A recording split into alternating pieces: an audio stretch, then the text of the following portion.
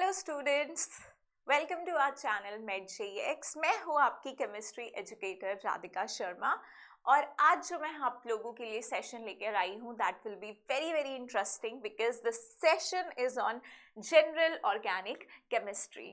तो I know बहुत सारे स्टूडेंट्स बहुत परेशान रहते हैं जीओसी से कि किस तरह से हम इसे अप्रोच करें, क्योंकि देखो आगे वाले चैप्टर्स में तो जीओसी के कॉन्सेप्ट हमारे यूज़ होने ही है, तो इस चैप्टर को बहुत अच्छे से पढ़ना हमारे लिए बहुत इम्पॉर्टेंट होता है।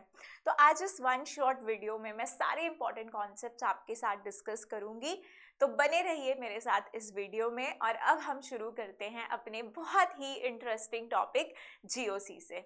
ऑलराइट, सो जीओसी में बेटा सबसे पहले तो हमें मैं आपसे ये डिस्कस कर लेती हूँ कि थोड़ी बहुत हमें नॉलेज किसी चैप्टर की होनी चाहिए या नहीं। या सो केमिकल बॉन्डिंग आपको थोड़ा बहुत आना चाहिए, उसमें भी ज़्यादा नहीं।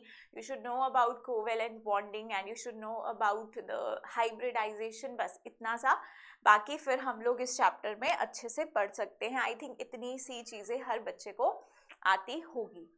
अब देखिए, अब इसमें खेल है बॉन्ड क्लीवेज का। बॉन्ड टूटते हैं, बॉन्ड बनते हैं। हमें पता है कि हमारे कुछ रिएक्टेंट्स होते हैं ऑर्गेनिक केमिस्ट्री में, हम कुछ ऐसे सबस्ट्रेट्स लेते हैं और हम चाहते हैं उनसे कुछ नए प्रोडक्ट्स बनाना। तो बेसिकली क्या होता है बेटा, let's say if I take any substrate, if I take any substrate और साथ में हम क्या लेते हैं, कोई ना कोई अटैकिंग रिएजेंट, कोई ना कोई अटैकिंग रिएजेंट। और जब ये अटैकिंग रिएजेंट अटैक करता है हमारे सबस्ट्रेट पे, तब जाकर हमें क्या मिलता है, प्रोडक्ट। और उसके भी बीच में एक स्टेट आती है दैट इज कॉल्ड इंटरमीडिएट। बीच में बनने वाली इस स्पीशीज को हम नाम देते हैं intermediate. Now this intermediate can be stable, it can B unstable, it depends. इसको हम आइसोलेट भी कर सकते हैं, नहीं भी कर सकते हैं, बट बीच में ये इंटरमीडिएट बनेगा एंड उसके बाद this will be converted into product. So this is the whole thing happening here. और ये जो अब हमारे पास अटैकिंग रिएजेंट होते हैं, ये इलेक्ट्रोफाइल्स हो सकते हैं या फिर न्यूक्लियोफाइल्स हो सकते हैं। ठीक है, थोड़ा सा मैं अभी आपको इलेक्ट्रोफाइल्स न्यूक्लियोफाइल्स के बारे में बता देती हूँ। इलेक्ट्रोफाइल्स और न्यूक्लियोफाइल्स क्या होते हैं। इलेक्ट्रोफाइल्स नाम से ही पता चल रहा है इलेक्ट्रॉन लविंग स्पीशीज। अब इलेक्ट्रॉन लविंग स्पीशीज है तो इसका मतलब खुद इलेक्ट्रॉन डेफिशिएंट है। सो इलेक्ट्रॉन डेफिशिएंट स्पीशीज जो होगी वो सबस्ट्रेट के पास क्यों जाएगी, इन रीच ऑफ सम इलेक्ट्रॉन्स, के मुझे कोई इलेक्ट्रॉन्स मिलेंगे तो ये इसके पास जाएगा।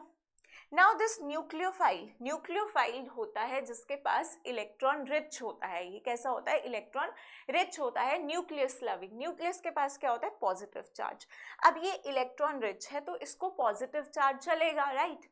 सो न्यूक्लियोफाइल किसी ऐसे सबस्ट्रेट को ढूंढेगा जिसको इलेक्ट्रॉन्स की कमी हो। ठीक है, तो इस तरह से ये क्या करेंगे, आपस में रिएक्ट करेंगे। अब इस रिएक्शन में बेटा, इस रिएक्शन के दौरान कुछ बॉन्ड्स टूटेंगे, कुछ नए बॉन्ड्स बनेंगे। और जो पुराने बॉन्ड्स टूटेंगे और नए बॉन्ड्स बनेंगे तो हमको एक नया प्रोडक्ट मिलेगा। ऑलराइट, सो बीच में लेकिन एक स्टेट बनेगी दैट इज इंटरमीडिएट, जिसके बारे में हम लोगों ने डिस्कस करना है, and then will get a products. तो अब ये जो अपने पास रिएक्शंस होते हैं, यहाँ पर ये जो बॉन्ड क्लीवेज होता है, दिस मैं बार बार कह रही हूँ कि यहाँ पे बॉन्ड ब्रेकिंग भी होता है, बॉन्ड फॉर्मेशन भी होता है। तो जब हम बॉन्ड क्लीवेज की बात करें, बॉन्ड ब्रेकिंग की बात करें, तो ये जो बॉन्ड ब्रेकिंग है ये दो तरह से हो सकती है, that is homolytic bond cleavage and heterolytic bond cleavage. Now what is this homolytic bond cleavage? तो होमोलिटिक बॉन्ड क्लीवेज बेटा, इसे हम कहते हैं equal distribution of bonding electrons. मान लो कि मेरे पास कोई बॉन्ड है, let's say I have the bond, hydrogen hydrogen के बीच में एक बॉन्ड है। अब मैं इसको ब्रेक करना चाहती हूँ, तो हम क्या कर सकते हैं। अब ये बॉन्ड किस तरह से बना है बेटा, ये बॉन्ड बना है दो इलेक्ट्रॉन से मिलके। अगर इन इलेक्ट्रॉन्स की इक्वल डिस्ट्रीब्यूशन हो जाती है, टूट के एक इलेक्ट्रॉन इस हाइड्रोजन के पास आ गया, एक इलेक्ट्रॉन इस हाइड्रोजन के पास आ गया, तो मैं इसे क्या कहूंगी, होमोलिटिक क्लीवेज। लेकिन अगर let's say I have this HCl, अब हम ये जानते हैं कि ये ज्यादा Cl यहाँ पे ज्यादा इलेक्ट्रोनेगेटिव है, तो ये होमोलिटिक क्लीवेज तो नहीं होने देगा। सो क्या होगा यहाँ पर कि यहाँ पे इलेक्ट्रॉन खींच लेगा क्लोरीन और हाइड्रोजन का भी इलेक्ट्रॉन ले जाएगा क्लोरीन, और ये बचा H+ और Cl का बन गया यहाँ पर Cl नेगेटिव। तो इस तरह के क्लीवेज को हम लोग क्या बोलेंगे, हेट्रोलिटिक क्लीवेज। अब हम देखें, अगर हमारा होमोलिटिक क्लीवेज की हम बात करते हैं, होमोलिटिक क्लीवेज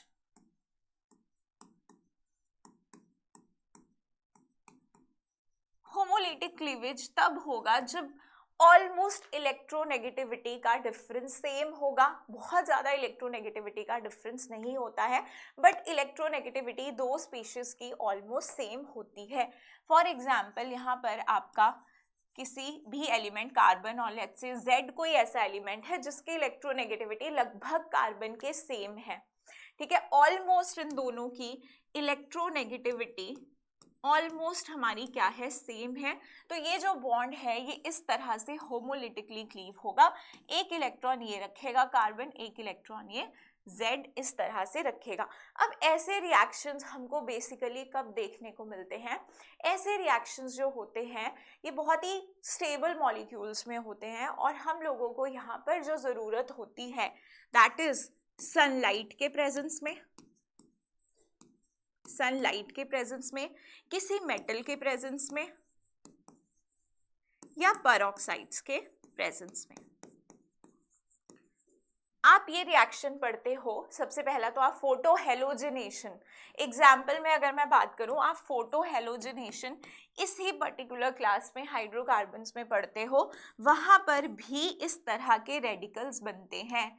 ये जो इक्वल डिस्ट्रीब्यूशन ऑफ इलेक्ट्रॉन होती है, यहाँ से हमारे पास क्या स्पीशीज जनरेट होती है, एक रेडिकल, ठीक है। तो यहाँ पर जो है फोटो हेलोजिनेशन में हम लोगों को इस तरह के रेडिकल्स देखने को मिलेंगे।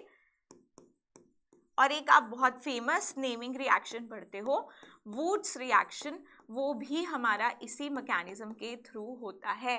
उसमें हम लोग क्या यूज करते हैं, मेटल, सोडियम यूज करते हैं हम लोग। तो होमोलिटिक क्लीवेज का मतलब कि एक इक्वल डिस्ट्रीब्यूशन हम लोग के इलेक्ट्रॉन्स की यहाँ पे देखने को मिलेगी। अब हेट्रोलिटिक में देखें, ये आप लिख सकते हो यहाँ पे, एग्जाम्पल्स मैंने आपको बताए। और हेट्रोलिटिक,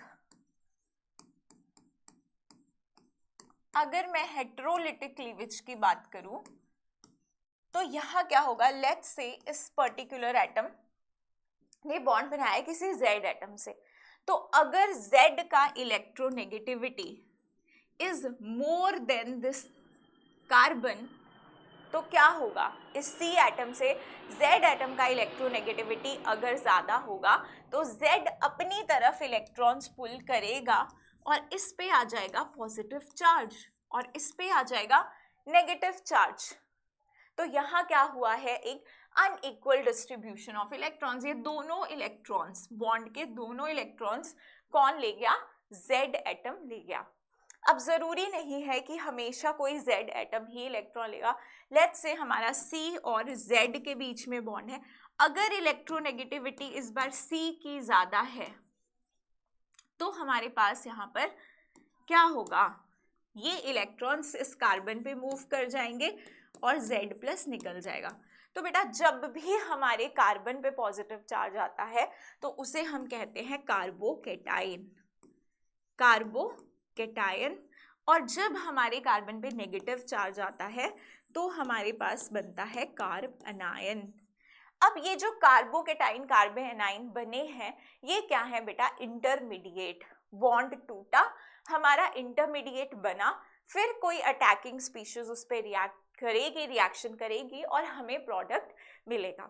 तो मोस्टली जो आगे तुम रिएक्शंस पढ़ोगे हेट्रोलिटिक क्लीवेज के एग्जांपल्स, जैसे आप सब्स्टिट्यूशन पढ़ोगे, एलिमिनेशन पढ़ोगे, वो सब हमारे हेट्रोलिटिक क्लीवेज के ही एग्जांपल्स होंगे।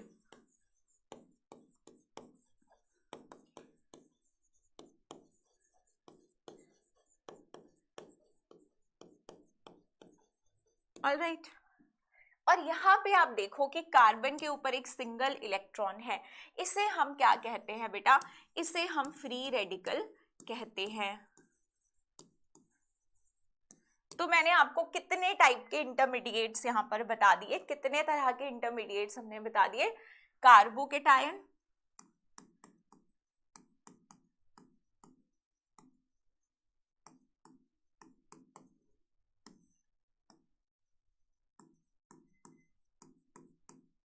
कार्बोकेटायन आ गया, सेकंड इज कार्बन आयन,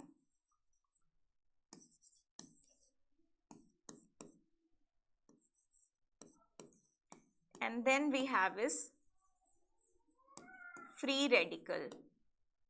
तो हम लोगों को अब इस चैप्टर में इनकी स्टेबिलिटीज के बारे में डिस्कस करना है कि हम लोग, क्योंकि देखो हम क्या चाहते हैं कि जो हमारा इंटरमीडिएट है, जो हमारा इंटरमीडिएट है वो हमारा प्रोडक्ट में कन्वर्ट होता है, हमारा इंटरमीडिएट प्रोडक्ट में कन्वर्ट होता है। तो हम चाहेंगे कि हमारा इंटरमीडिएट कैसा बने, स्टेबल बने, क्योंकि प्रोडक्ट कैसा होता है हमारा, स्टेबल होता है। तो हम लोग देखेंगे कि कौन से ऐसे ग्रुप्स होते हैं या क्या ऐसे फैक्टर्स होते हैं जो हमारे इंटरमीडिएट्स को स्टेबल करते हैं। तो हम लोग जीओसी में मेनली ये सारी चीज़ें डिस्कस करते हैं। अब हम लोग एक एक करके चीज़ें डिस्कस करते हैं कि क्या ऐसे फैक्टर्स हैं या क्या कुछ ऐसे इफेक्ट्स हैं जो इन इंटरमीडिएट्स की स्टेबिलिटी को अफेक्ट करते हैं। Okay, so next we have is effects.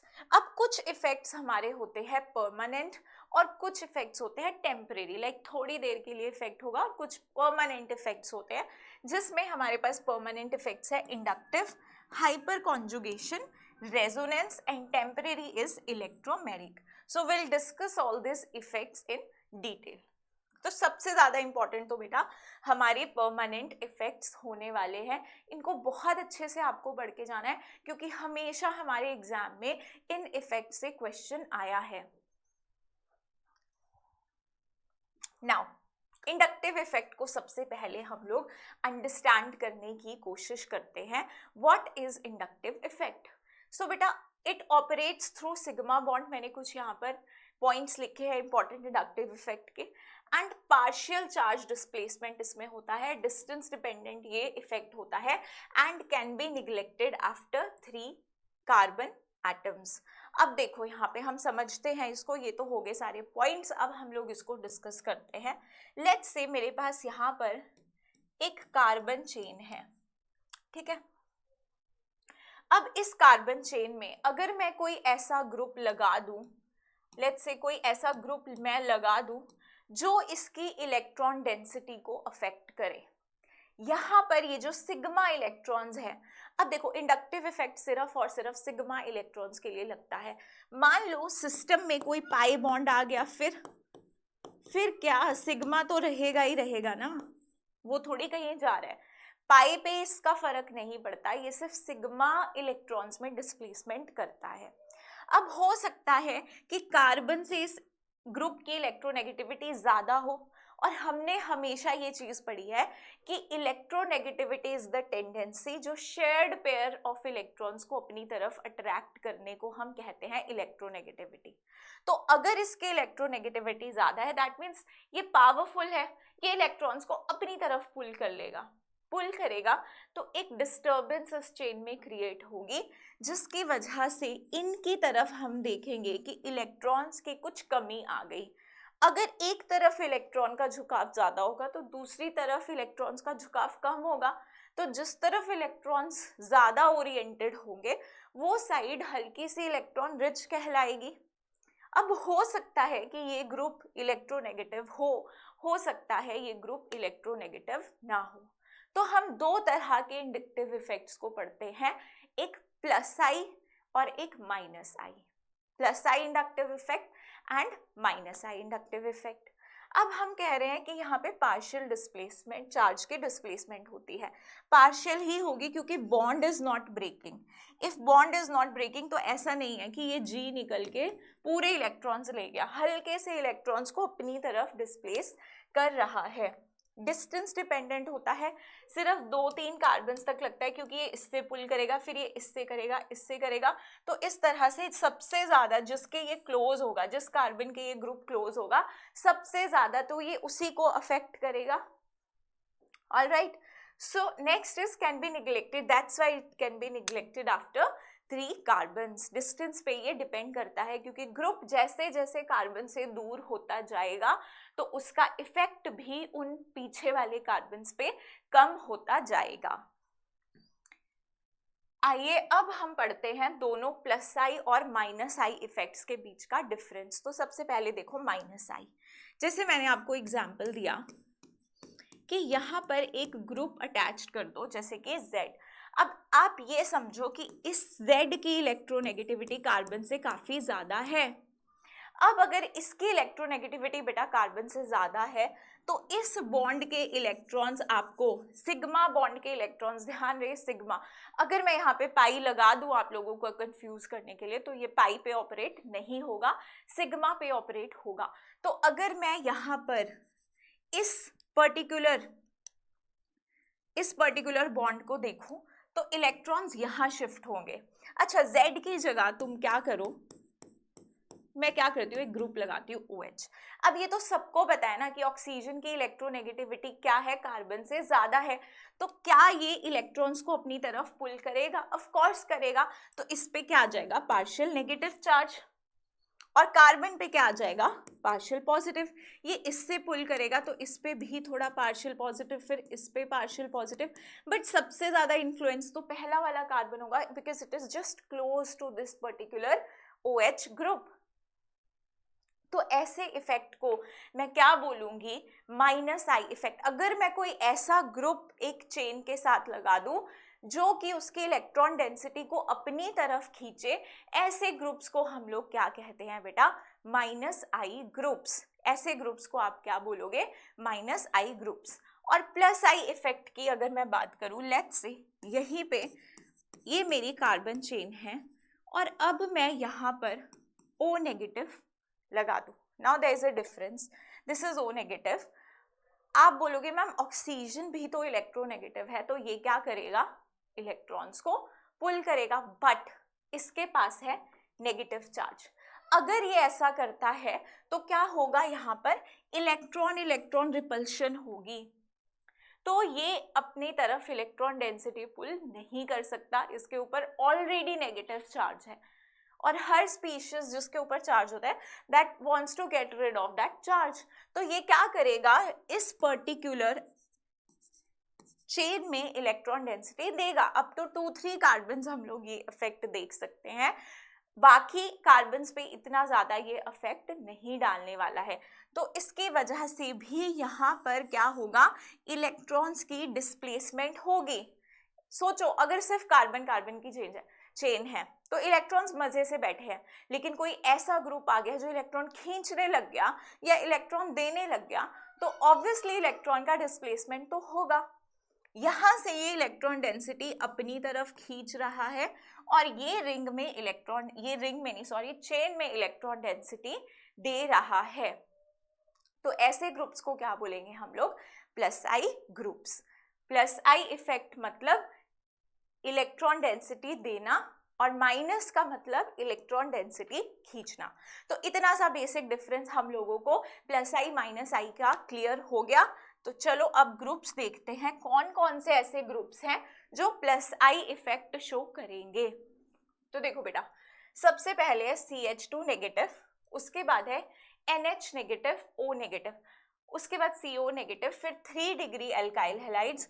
अच्छा, मैंने यहाँ पे सबसे पहले CH2 नेगेटिव क्यों लिखा, फिर NH नेगेटिव, फिर O नेगेटिव? तो आप खुद सोचो, कार्बन, नाइट्रोजन, ऑक्सीजन में किसकी इलेक्ट्रोनेगेटिविटी ज्यादा है? ऑब्वियसली ऑक्सीजन की।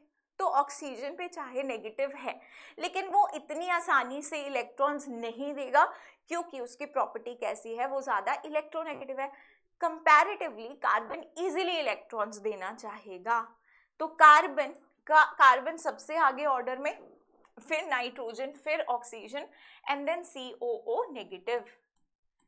यहाँ पर ये कॉन्जुगेशन में भी है, तो इस वजह से भी हमने इसको O नेगेटिव से पीछे रखा है। ये डायरेक्टली इलेक्ट्रॉन डेंसिटी दे सकता है चेन में, बट इसकी इलेक्ट्रॉन डेंसिटी तो यहाँ भी यूज हो रही है, तो इसीलिए ये इसके बाद आया।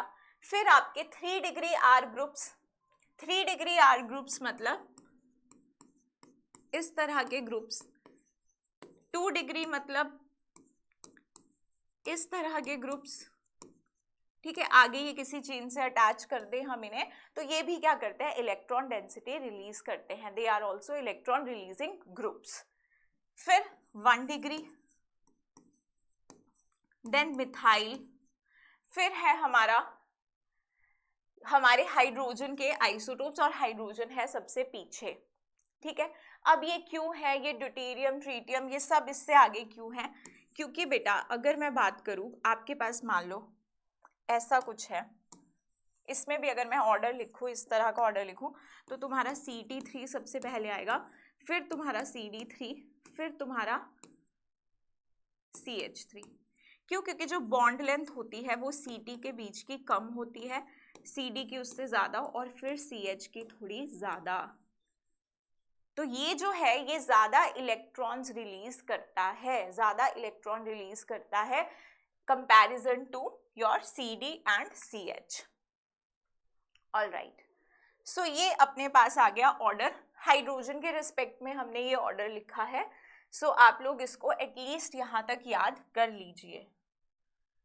अब है आपका -I इफेक्ट का order. This order is very very important. ये आपके उस तरह से हमने ग्रुप्स अरेंज किए हैं कि कौन ज्यादा -I इफेक्ट शो करेगा, कौन कम शो करेगा, तो ये एक सीक्वेंस में अरेंज है, और इसी सीक्वेंस में हमें ये ग्रुप्स को याद करना होता है, क्योंकि जब हमें ऑर्डर वाले क्वेश्चंस आएंगे और ये ग्रुप्स हम लोगों ने वहां पर प्लेस किए होंगे, तो आपको अगर ये ऑर्डर याद होगा तभी आप उन पर्टिकुलर क्वेश्चन के ऑर्डर को सही मार्क कर पाओगे। तो लेट्स से सबसे पहला है NF3, फिर NR3, फिर है अपने पास यहाँ पे होगा आपका S। तो देखो यहाँ पे भी एक इस चीज का हम लॉजिक समझ लेते हैं कि यहाँ पर ऐसे पॉजिटिव वाले ग्रुप्स क्यों हैं। अच्छा, सबसे आगे पॉजिटिव वाले ग्रुप्स क्यों हैं, अगर मैं चेन में किसी पॉजिटिव वाले ग्रुप को अटैच कर दूं, अगर मैं चेन में किसी पॉजिटिव वाले ग्रुप को अटैच कर दूं बेटा, तो क्या होगा, वो इलेक्ट्रॉन डेंसिटी अपनी तरफ खींचना चाहेंगे। इलेक्ट्रॉन डेंसिटी को अपनी तरफ अगर ये ग्रुप्स खींचना चाहेंगे तो ये बहुत अच्छा -I इफेक्ट शो करेंगे, क्योंकि -I इफेक्ट का मतलब क्या होता है, इलेक्ट्रॉन्स को विड्रॉ करना। इलेक्ट्रॉन विड्रॉइंग नेचर जिनकी होती है वो क्या शो करते हैं, -I effect. So NF3 positive, क्योंकि इसके ऊपर पॉजिटिव चार्ज है, और वैसे भी एक इलेक्ट्रोनेगेटिव एलिमेंट है, अपने ऊपर पॉजिटिव चार्ज नहीं बेयर कर सकता, तो ये इलेक्ट्रॉन्स बहुत ज्यादा खींचेगा इलेक्ट्रॉन से as compare to other groups. कोई न्यूट्रल ग्रुप है उसके कंपैरिजन में ये ग्रुप हमारा ज्यादा इलेक्ट्रॉन्स पुल करेगा। तो इसीलिए हमने जितने भी पॉजिटिव वाले ग्रुप्स हैं उनको आगे रखा है। उसके बाद हमने यहाँ पे भी S होगा, उसके बाद हम लोगों ने न्यूट्रल वाले ग्रुप्स को रखा है, ठीक है। उसके बाद है तुम्हारे हेलोजन वाले groups, and then is your ether, alcohol, then alkyne, and then you have is your C6H5, और यहाँ पे भी एक एरो है, and double bond, and then you have hydrogen. तो ये जो जिस सीक्वेंस में हम लोगों ने इन्हें लिखा है, आपको उसी सीक्वेंस में इन्हें याद रखना है। ओके, अब हम बात करते हैं कि हमने ये समझ लिया कि +I ग्रुप्स और -I ग्रुप्स क्या होते हैं। तो एक बार मेरे साथ बोलो, +I groups ma'am electron releasing groups होते हैं जो चेन में इलेक्ट्रॉन डेंसिटी को बढ़ाते हैं, और -I ग्रुप्स वो ग्रुप्स होते हैं जो चेन से इलेक्ट्रॉन्स को खींचते हैं अपनी तरफ। इलेक्ट्रॉन विड्रॉइंग ग्रुप्स को हम -I ग्रुप्स कहते हैं। Now what is the application of these effects. तो एप्लीकेशन में सबसे पहले हम देखेंगे स्टेबिलिटी ऑफ इंटरमीडिएट। इंटरमीडिएट्स कौन कौन से थे, carbocation, कार्बेनाइन and radical, free radical. अब इनकी स्टेबिलिटी को हम देखेंगे किस तरह से अफेक्ट करते हैं ये इफेक्ट्स। सबसे पहले अगर मैं देखूं कार्बोकेटाइन की स्टेबिलिटी, तो देखो बेटा कार्बोकेटाइन मतलब कार्बन के ऊपर पॉजिटिव चार्ज। अच्छा कैसे आ गया होगा ना कार्बन पे पॉजिटिव चार्ज? कितने बॉन्ड बनाता है बेटा कार्बन? 4 बॉन्ड। अगर ये किसी इलेक्ट्रोनेगेटिव एलिमेंट के साथ लिंक है, वो क्या करेगा? इलेक्ट्रॉन चुरा लेगा। इलेक्ट्रॉन चुरा के भागेगा तो क्या बच गए? 3 बॉन्ड। अच्छा इसकी हाइब्रिडाइजेशन अगर मैं तुमसे पूछूं तो क्या होगी? 3 सिग्मास, तो हाइब्रिडाइजेशन sp2। इसकी हाइब्रिडाइजेशन क्या थी? यहाँ पे 4 सिग्मा थे, sp3। तो जो कार्बोकेटाइन होता है उसकी हाइब्रिडाइजेशन कैसी होती है? sp2। मतलब वो कैसा होता है? प्लेनर। कार्बोकेटाइन प्लेनर होता है। अब ये जो कार्बोकेटाइन है इसकी स्टेबिलिटी को कैसे अफेक्ट करेंगे प्लस आई या माइनस आई ग्रुप्स? ओके तो देखो यहाँ आपको क्या दिख रहा है? प्लस। आपको एक चीज याद रखनी है कि आपको इंटरमीडिएट्स पे अगर कोई चार्ज दिखता है, आपको उसे डिस्चार्ज करने की कोशिश करनी है, आपको उस चार्ज को कम करने की कोशिश करनी है। आपकी कोशिश ऐसी नहीं होनी चाहिए कि मैं किसी भी तरह से उस चार्ज को बढ़ाऊं। तो आप क्या करोगे? ऐसे ग्रुप्स लगाओगे। यहाँ पर आप क्या कर सकते हो? कोई भी ग्रुप अटैच कर सकते हो ना। आप ऐसे ग्रुप्स यहाँ पर अटैच करोगे जो इलेक्ट्रॉन डेंसिटी देंगे। अगर वो इलेक्ट्रॉन डेंसिटी रिलीज करेंगे तो पॉजिटिव कहीं ना कहीं कम होगा। अगर पॉजिटिव इसके ऊपर कम होगा तो इसको स्टेबिलिटी फील होगा। ऑलराइट देखो कार्बोकेटाइन में इजी है, ऐसे रट्टा मारने की हमें जरूरत नहीं है। अगर हमें ये पता है कि प्लस आई इफेक्ट्स क्या होते हैं? इलेक्ट्रॉन रिलीज करते हैं, और माइनस आई इफेक्ट क्या करता है? इलेक्ट्रॉन विड्रॉ करता है। तो हमें ध्यान रखना है कि कार्बोकेटाइन, केटाइन से इतना तो याद रख लो कि पॉजिटिव चार्ज होगा, तो हमारे इलेक्ट्रॉन रिलीजिंग ग्रुप्स जो होंगे वो उस चार्ज को कहीं ना कहीं कम करेंगे, तो कार्बोकेटाइन को स्टेबलाइज करेंगे। So can I say that stability of carbocation is directly proportional to plus I effect and inversely proportional to minus I effect? तो अगर माइनस आई ग्रुप्स में लगा दूं, एक तो बेचारे पे पहले ही पॉजिटिव है, ऊपर से तुम उस पे माइनस आई लगा दो, वो और इलेक्ट्रॉन खींचेगा तो और ज्यादा डिस्टेबलाइज करेगा। अब फ्री रेडिकल कैसे बनता है? होमोलिटिक क्लीवेज से बनता है। तो मान लो ये तुम्हारा फ्री रेडिकल है।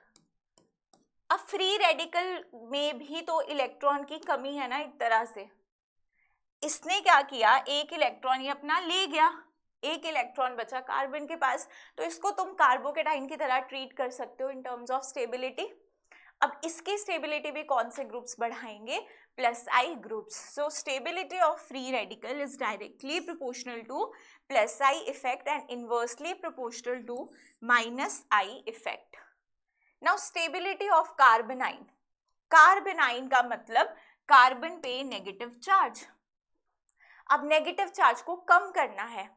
कम कैसे करेंगे? इलेक्ट्रॉन खींच के हम लगाएंगे इस पे electron withdrawing groups. Electron withdrawing groups क्या करेंगे? इसकी स्टेबिलिटी को इंक्रीज करेंगे, क्योंकि इस पे ऑलरेडी एक्सेस नेगेटिव चार्ज है, हमें उसे क्या करना है? हटाना है। तो directly proportional to minus I effect and inversely proportional to plus I effect. तो ये सारी बातें हो गई हमारी स्टेबिलिटी की। Next is your examples. अब देखो कुछ एग्जाम्पल्स देखो। अब इस तरह से आपको स्टेबिलिटी का ऑर्डर पूछा जा सकता है। आपको यहाँ पर दे रखा है एक ये वाला केटाइन,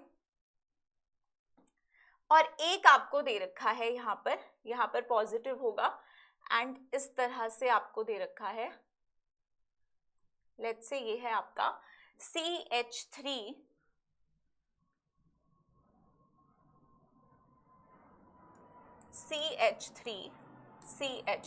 ठीक है, ये ऐसे होगा, इसको आप करेक्ट कर सकते हो। देखिए यहाँ पर आपके पास क्या है? जो कैटायन है उस पे 3 मिथाइल ग्रुप्स लगे हैं, तो क्या 3 डिग्री का प्लस आई इफेक्ट 2 डिग्री से ज्यादा था? और 1 डिग्री से ज्यादा था। हमने वो जो पर्टिकुलर एक हमने ऑर्डर लिखा था वहां पे हमने लिखा था 3 डिग्री का प्लस आई ज्यादा है 2 डिग्री से 1 डिग्री से। तो this carbocation is your 3 degree. अब ये मैम 3 डिग्री कैसे चेक करते हैं, हमें इसमें भी कंफ्यूजन है।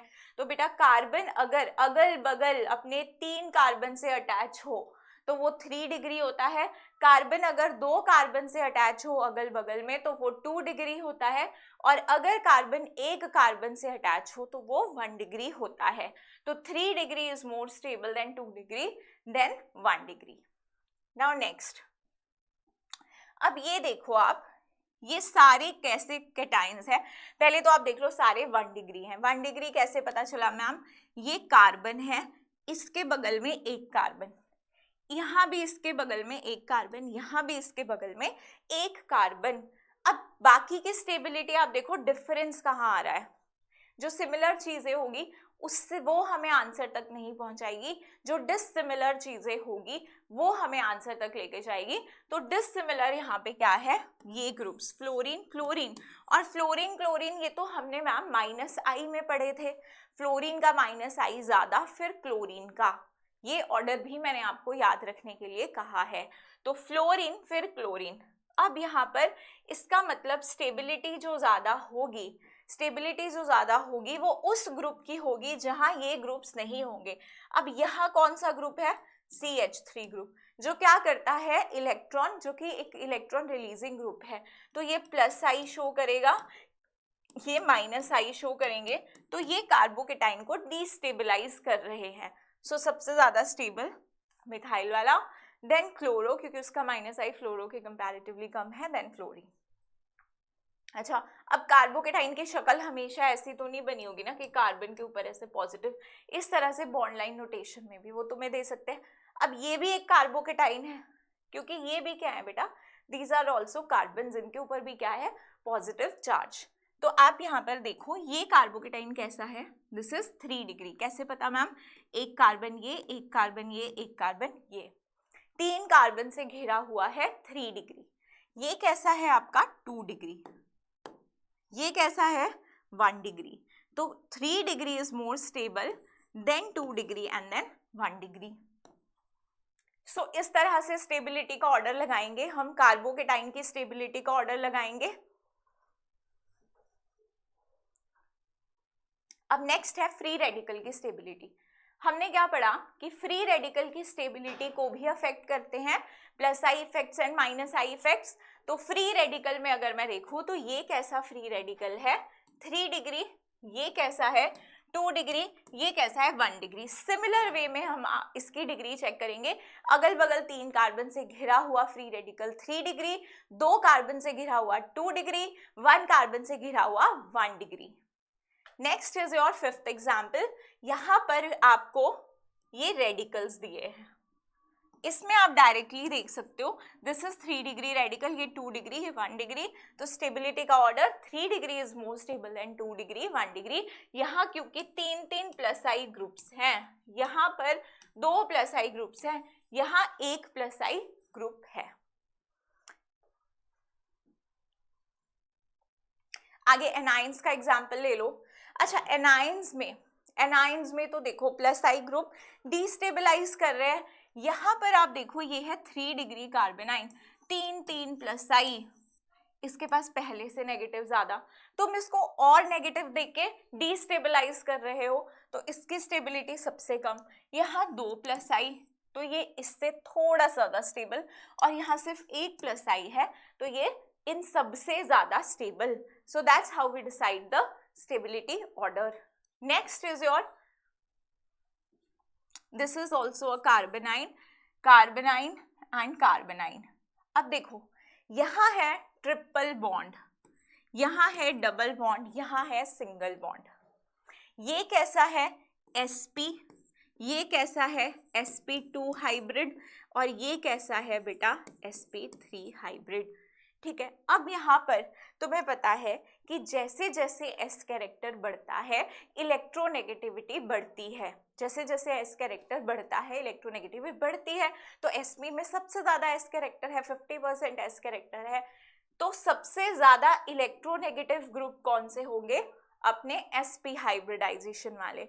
जितना ज्यादा इलेक्ट्रोनेगेटिव होगा उतना अच्छा इलेक्ट्रॉन पुल करेगा, और हम क्या चाहते हैं, क्योंकि कार्बन पे नेगेटिव चार्ज है हमें उसे कम करना है, तो that's why this one is more stable, followed by your sp2 and followed by sp3। Next is this particular third question. यहां पर आप देखोगे कि बाकी सब सिमिलर है, डिफरेंस क्या है, यहाँ NO2 पॉजिटिव, यहाँ पे Cl। तो NO2 पॉजिटिव, मैंने वैसे ही बोला था पॉजिटिव वाले ग्रुप्स का -I ज्यादा होगा, जिसके ऊपर पॉजिटिव चार्ज है वो ज्यादा खींचेगा इलेक्ट्रॉन्स अपनी तरफ एज कंपेयर टू एक न्यूट्रल वाले ग्रुप। तो इसका -I ज्यादा है एज कंपेयर टू इसके -I से, तो यहाँ पर ये वाला एनाइन ज्यादा स्टेबल होगा। अब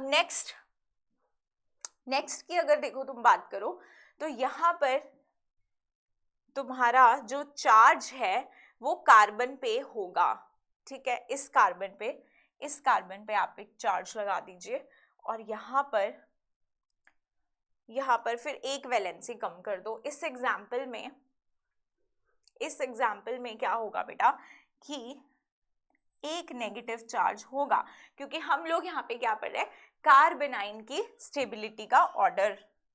एक अपने पास आप यहाँ पर नेगेटिव लगाएंगे, तो आप देखो कि यहाँ पर इसके कंपैरिजन में मैम ये ज्यादा स्टेबल आपने क्यों बोला, इसके कंपैरिजन में इसको ज्यादा स्टेबल क्यों हमने बोला है, क्योंकि हमारे पास यहाँ पर CH3 ग्रुप क्या है, एक +I ग्रुप। CH3 ग्रुप कैसा है, एक +I ग्रुप, और O- भी कैसा होगा, O- भी होगा आपका, O- भी आपका +I ग्रुप होगा। तो आप ये चीज देखो बेटा कि इस कार्बेनाइन से डायरेक्टली जुड़ा हुआ है आपका O-, डायरेक्टली जुड़ा हुआ है, which is also a +I group. अब O है तो कंफ्यूज नहीं होना है, O पे माइनस है तो वो अपने इलेक्ट्रॉन्स देने की कोशिश करेगा, क्योंकि अगर वो खींचेगा तो उसमें इलेक्ट्रॉन रिपल्शन होगा। तो ये भी हमारा क्या है, एक +I ग्रुप, ये भी +I, और क्योंकि +I एक डिस्टेंस डिपेंडेंट इफेक्ट है और ये डायरेक्टली दोनों ग्रुप्स इस कार्बन से जुड़े हुए हैं, तो ये ज्यादा अफेक्ट करेंगे इसकी स्टेबिलिटी को। जबकि यहाँ पर भी CH3 ग्रुप है which is a +I group, और ये भी एक +I ग्रुप है, ये इस कार्बेनाइन से डायरेक्टली अटैच है, but this particular CH3 is not directly attached. तो यहाँ पर जो स्टेबिलिटी होगी इसके कंपैरेटिवली इसकी ज्यादा होगी, क्योंकि +I -I ग्रुप्स या इंडक्टिव इफेक्ट जो होता है that is a distance dependent effect.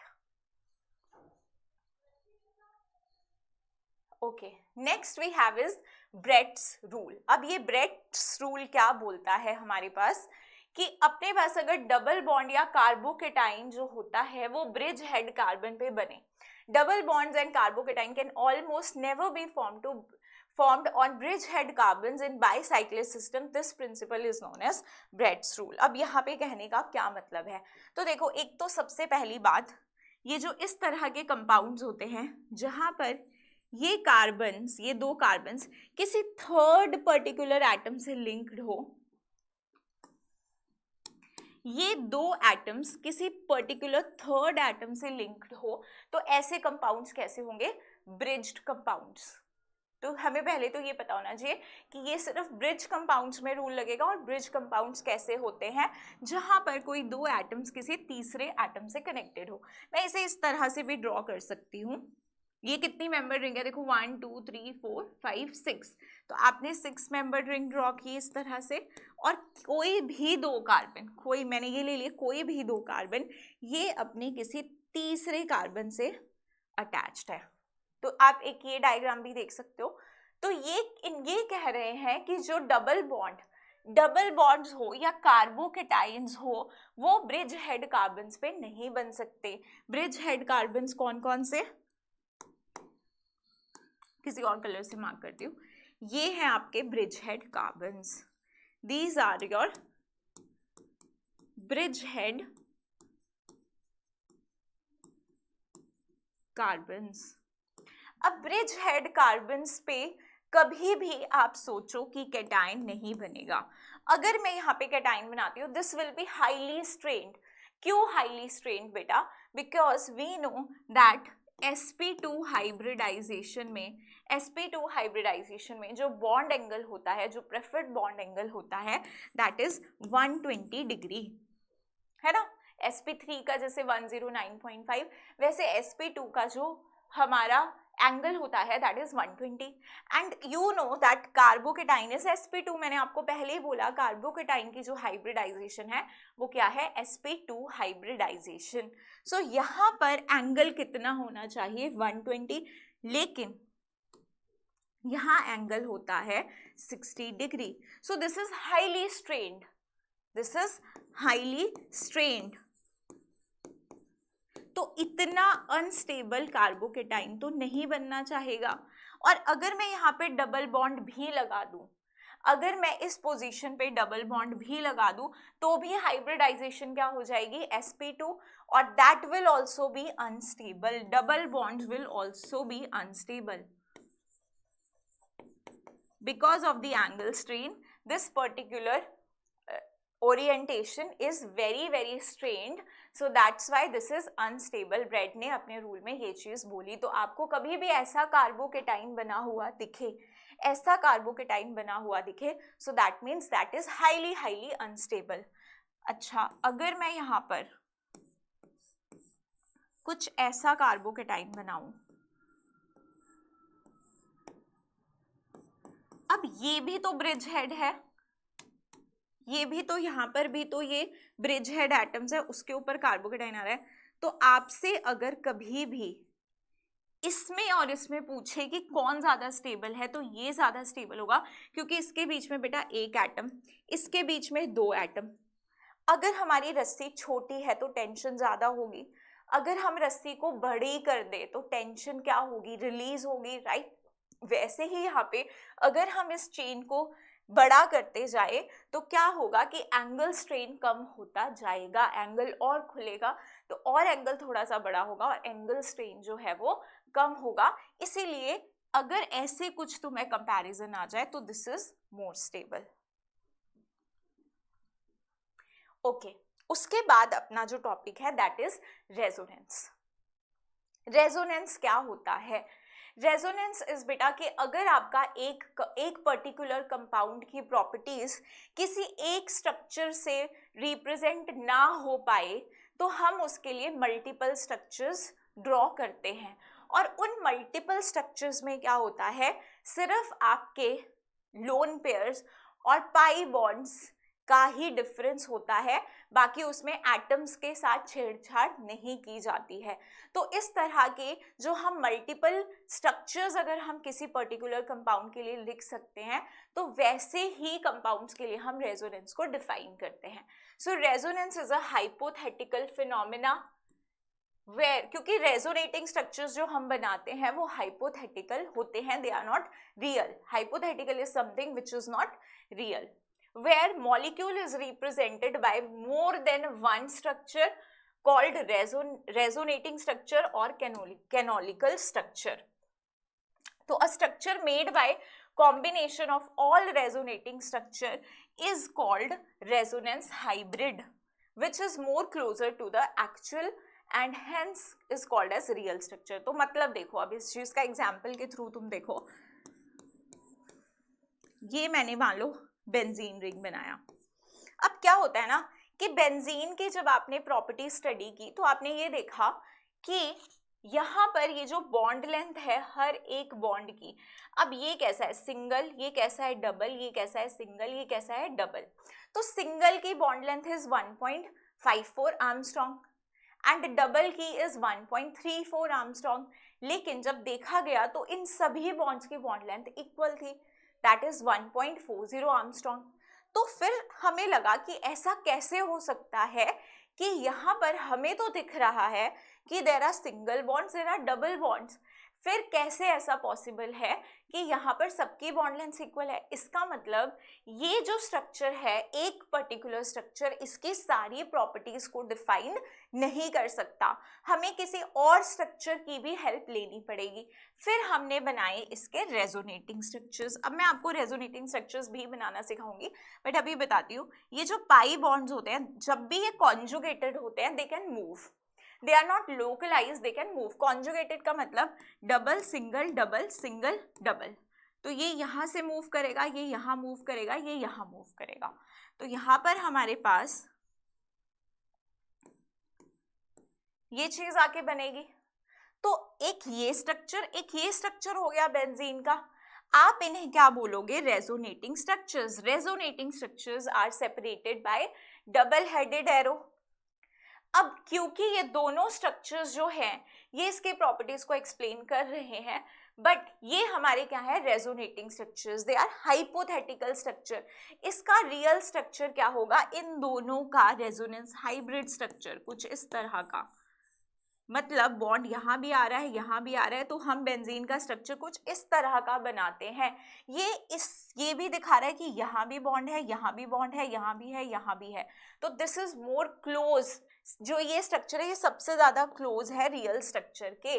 सो इसे ही हम एक्चुअल स्ट्रक्चर कंसीडर करते हैं। This is the real structure of benzene. तो रेजोनेटिंग, एक्चुअली रेजोनेंस का हम लोगों को यहाँ पे मीनिंग क्लियर हुआ। अब हम लोग देखेंगे डिफरेंट केसेस जिस तरह से हम लोग रेजोनेंस करते हैं। ओके, तो देखो conditions and type of resonance. क्या कंडीशंस होती हैं रेजोनेंस के लिए और किस टाइप के रेजोनेंस हो सकते हैं वो देखते हैं। सबसे पहली बात है कि अगर हमारे पास कोई डबल बॉन्ड है और इधर कोई हमारे पास पॉजिटिव चार्ज है। अब आप ये देखो कि ये जो सिस्टम है, अगर ये pi electrons, if these pi electrons ये मूव होना चाहते हैं, तो सबसे पहली बात है कि ये आपस में सेम प्लेन पे होने चाहिए। ये जितने भी एटम्स हैं यहाँ पर, they should be on the same plane. तो एक कंडीशन तो हमारी आ गई, दैट एटम्स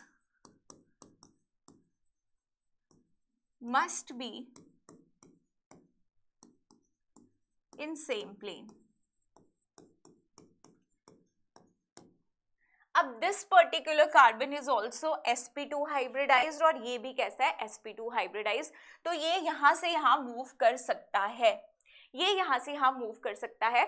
और दूसरी कंडीशन क्या है कि अगर ये यहाँ से यहाँ मूव करना चाहे तो यहाँ पर इलेक्ट्रॉन्स, अब देखो पाई बॉन्ड के इलेक्ट्रॉन्स यहाँ मूव करेंगे, तो यहाँ पर एक वेकेंट ऑर्बिटल भी होना चाहिए, राइट? यहाँ पर एक वेकेंट ऑर्बिटल भी होना चाहिए। अगर वेकेंट ऑर्बिटल नहीं होगा तो कैसे ये मूव करेगा? नहीं कर सकता। अब समटाइम स्टूडेंट्स व्हाट हैपेंस, जैसे ही हमने पॉजिटिव चार्ज को देखा, हमने बोल दिया कि इसके पास वेकेंट ऑर्बिटल होगा ही होगा, इसके पास वेकेंट ऑर्बिटल होगा ही होगा। इज दैट पॉसिबल कि जिसके पास भी तुम पॉजिटिव चार्ज देख लो उसके पास वेकेंट ऑर्बिटल होगा? तो हमें पहली बात है, तो हमें ये कैसे पता चलेगा कि वेकेंट ऑर्बिटल है या नहीं है?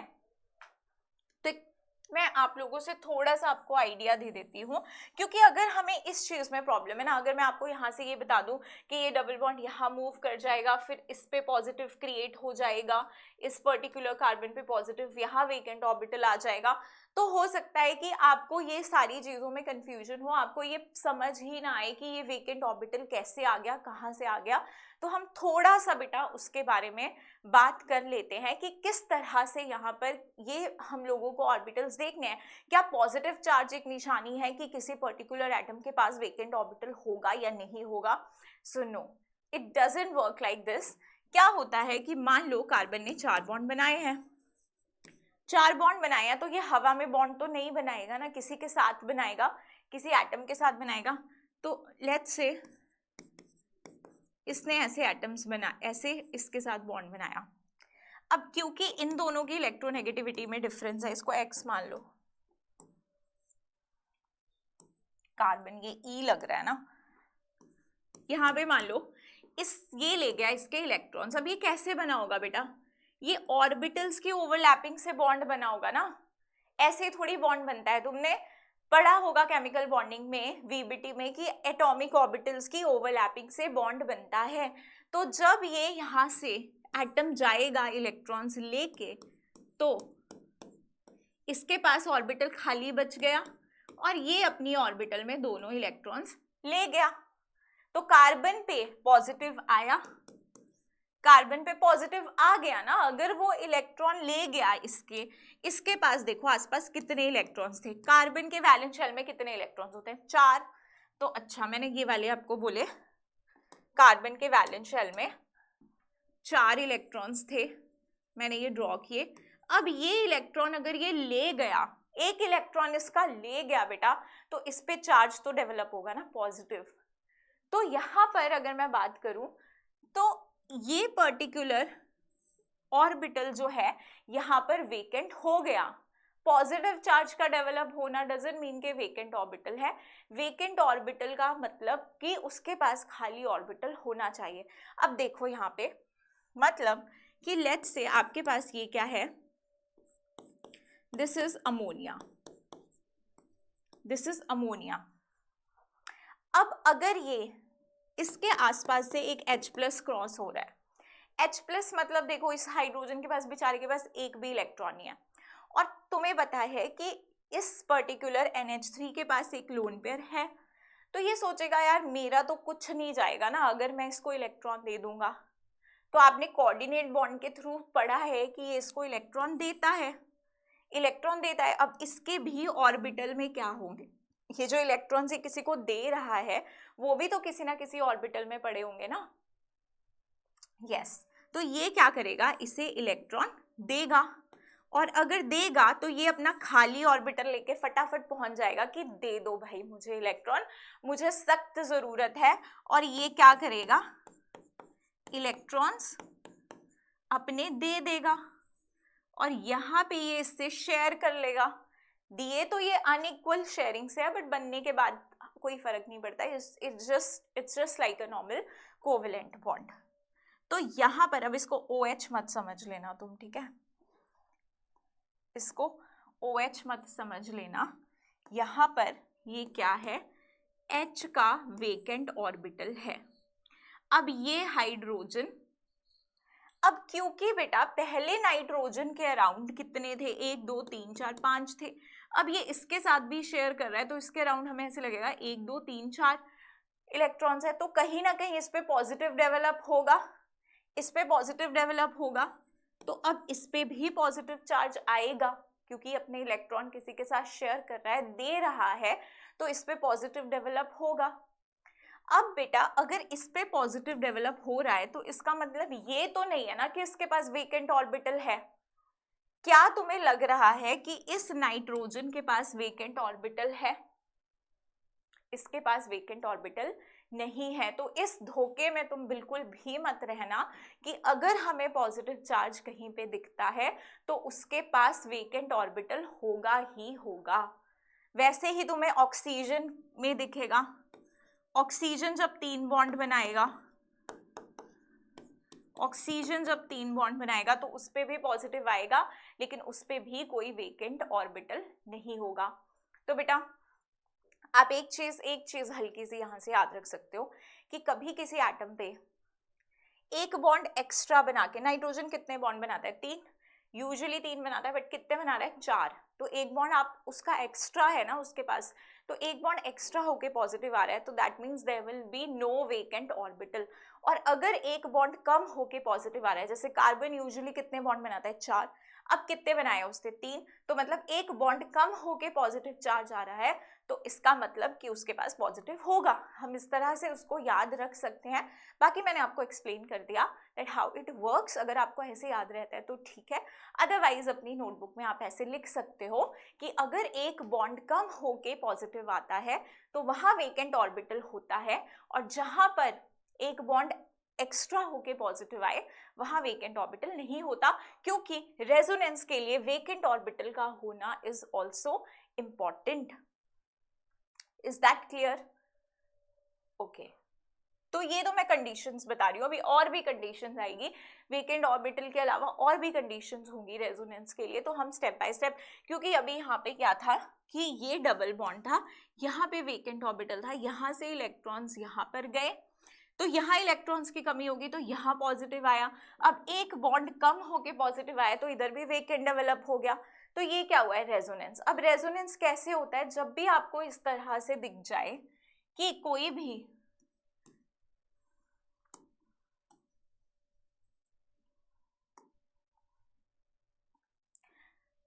कोई भी आपके पास ऐसी सिचुएशन बन रही है डबल, सिंगल और पॉजिटिव चार्ज, तो आपका रेजोनेंस होगा, क्योंकि यहाँ पे पॉजिटिव नहीं, पॉजिटिव मत लिखो तुम लोग, पॉजिटिव से तुम कंफ्यूज हो जाओगे, इस तरह से वेकेंट ऑर्बिटल अगर कहीं पे होगा। अब उसके बाद ये भी सेम चीज है, अब हम लोग क्या करते हैं, यहाँ पे ऐसे करके एक ऑर्बिटल होगा, एक डिफरेंट केसेस समझते हैं, यहाँ से हमें और ज्यादा क्लैरिटी मिलेगी कि रेजोनेंस हमारे कौन कौन से केसेस पे होगा। सबसे पहला केस जो मैंने तुम्हें अभी समझाया, पाई बॉन्ड पॉजिटिव चार्ज, तो कॉन्जुगेशन होगी। यहाँ पे क्या देख रहे हो तुम, डबल बॉन्ड, पाई बॉन्ड, फिर तुम्हारे पास यहाँ पर क्या है, पॉजिटिव, तो आप ऐसे देखोगे पाई सिंगल पॉजिटिव, तो जब भी ऐसा सिचुएशन होगा वेकेंट पी, तो आपका कॉन्जुगेशन होगा CH2 डबल बॉन्ड CH, तो ये बॉन्ड यहाँ मूव करेगा और यहाँ पे आ जाएगा पॉजिटिव। अच्छा, अगर मैं ऐसा लिखूं,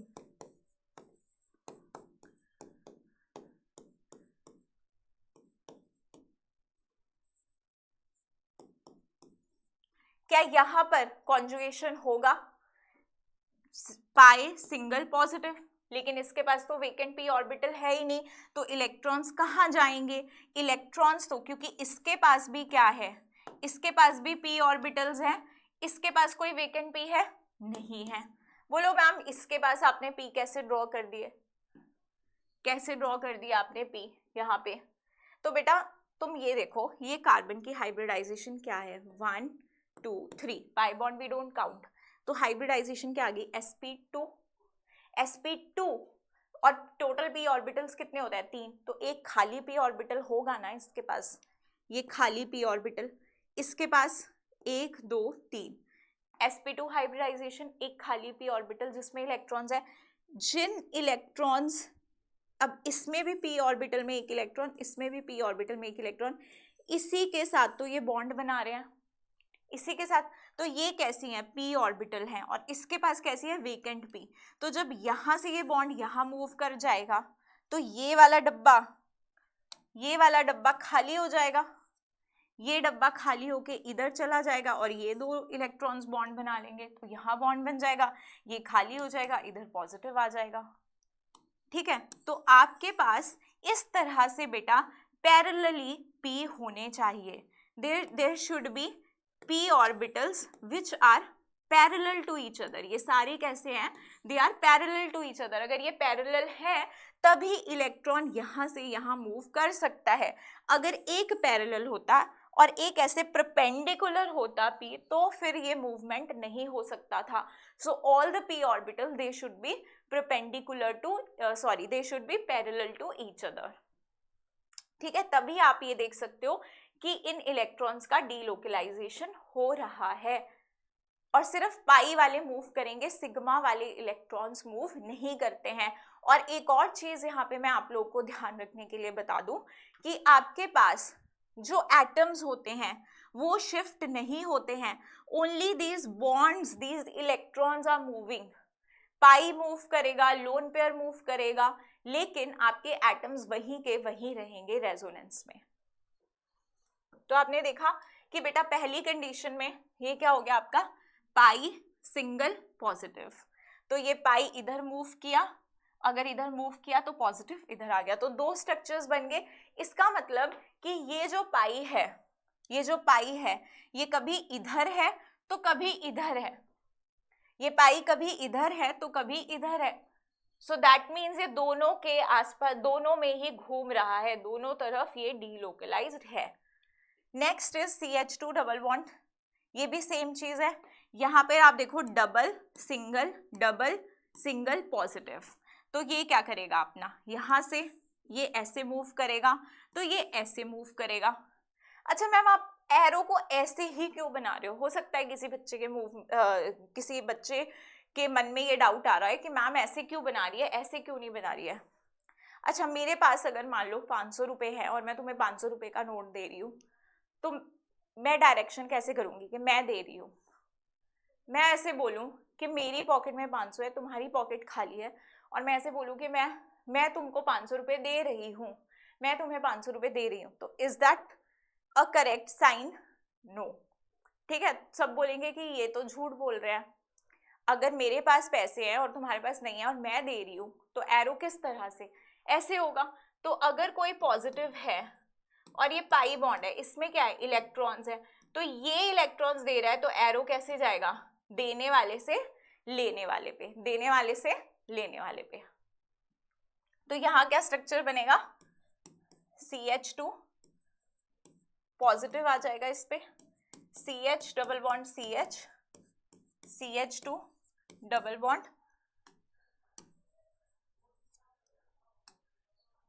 CH2।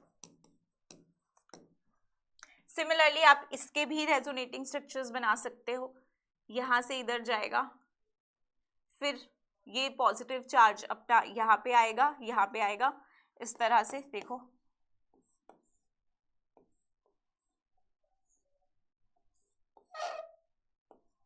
ये बॉन्ड यहाँ मूव कर गया, पॉजिटिव खत्म, तो ये यहाँ आ गया। फिर आप इसे मूव करो तो पॉजिटिव यहाँ आएगा, फिर इसे मूव करो, फिर इसे मूव करो। आप तब तक रेजोनेटिंग स्ट्रक्चर्स बनाओगे जब तक पहला वाला स्ट्रक्चर रिपीट नहीं हो जाता है।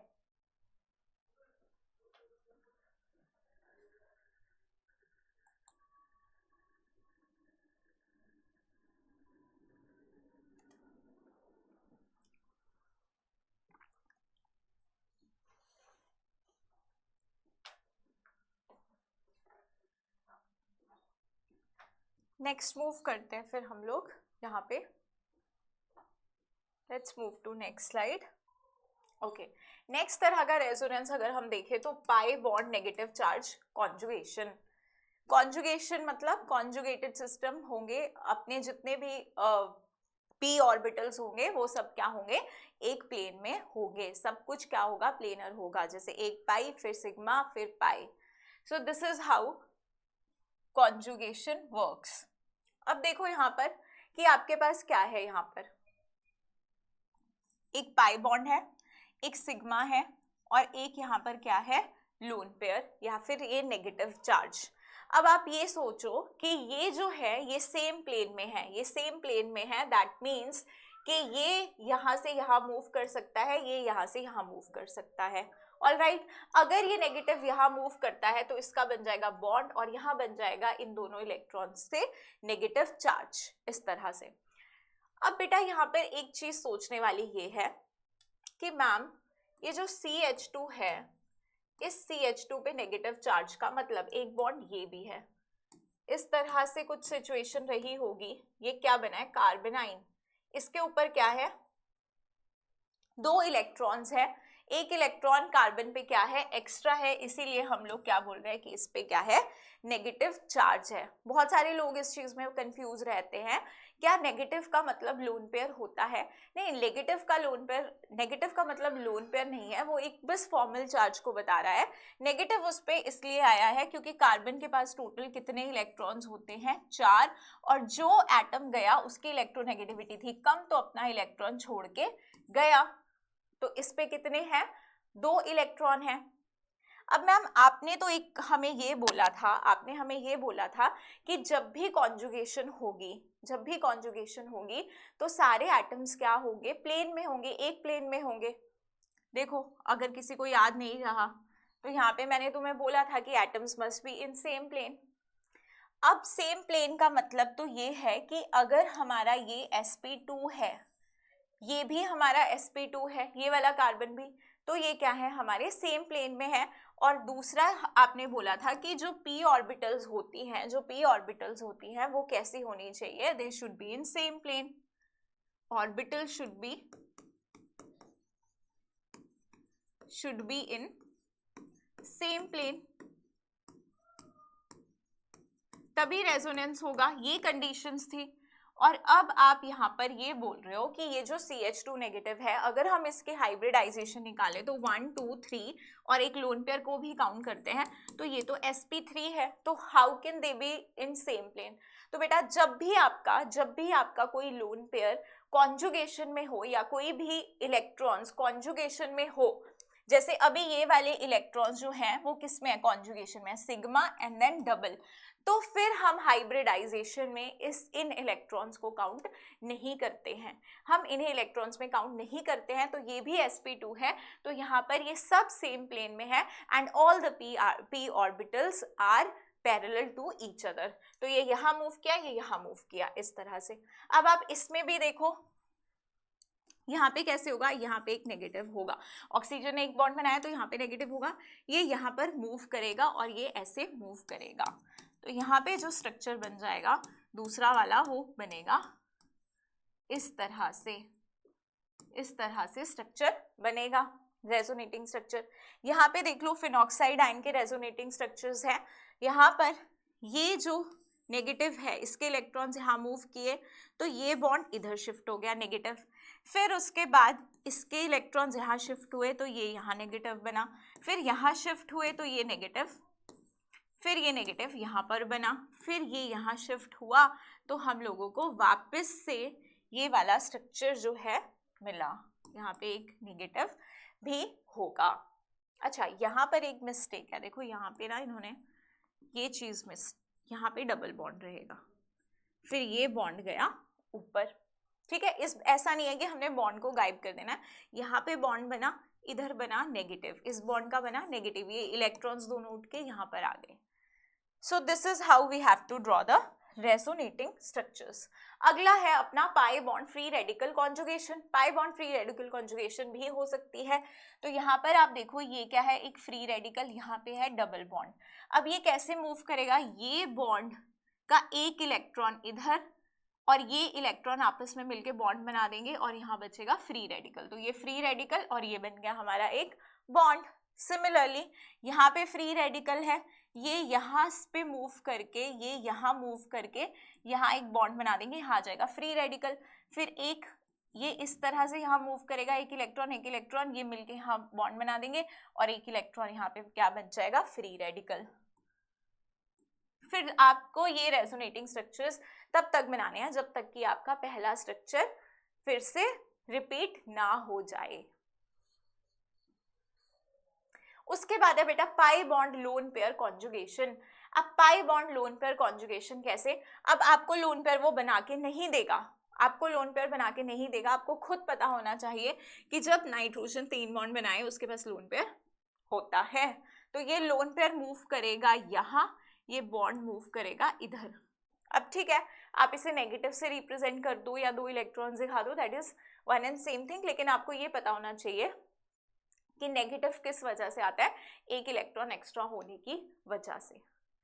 अब यहाँ पर इस तरह का स्ट्रक्चर बना और उसके बाद जब ये बॉन्ड यहाँ मूव करेगा तो क्या होगा, इधर बॉन्ड बन जाएगा और यहाँ पर क्या आ जाए, sorry I am so sorry, ये यहाँ पर मूव करा, ये इधर मूव किए तो नाइट्रोजन पे पॉजिटिव आया, क्यों, क्योंकि नाइट्रोजन कितने बॉन्ड बना रहा है बेटा, 4 बॉन्ड।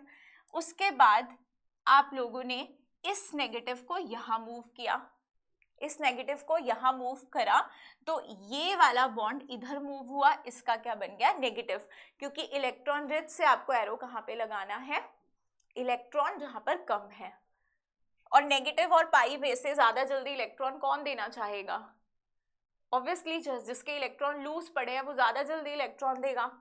उसके बाद आप देख सकते हो कि ये वाला पर्टिकुलर बॉन्ड, ये जो हमने यहाँ पर स्ट्रक्चर बनाया इधर बना नेगेटिव, अब ये वाला नेगेटिव यहाँ मूव कर गया तो यहाँ बॉन्ड बना और इसका बन गया नेगेटिव, इसका क्या बन गया, नेगेटिव। फिर ये नेगेटिव यहाँ मूव किया और ये अपने पास बॉन्ड बन गया और यहाँ बन गया ये negative.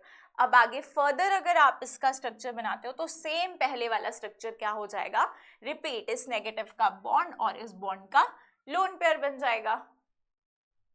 Okay, so this is the resonating structures जहां पे आपका पाई बॉन्ड और लोन पेयर कॉन्जुगेशन में है। अब यहाँ पे देखो नाइट्रोजन के ऊपर भी क्या है, लोन पेयर, ये यहाँ मूव किया, ये यहाँ मूव किया, तो यहाँ पर इस तरह से रेजोनेटिंग स्ट्रक्चर बन गया। फिर ये इधर मूव किया तो ये यहाँ मूव कर गया। तो अब देखो, लेकिन ये भी ध्यान रखना, यहाँ पे ऑक्सीजन कितने बॉन्ड बना रहा है, 2। जब ऑक्सीजन 3 बॉन्ड बनाएगा तो उस पर क्या आ जाएगा, पॉजिटिव चार्ज।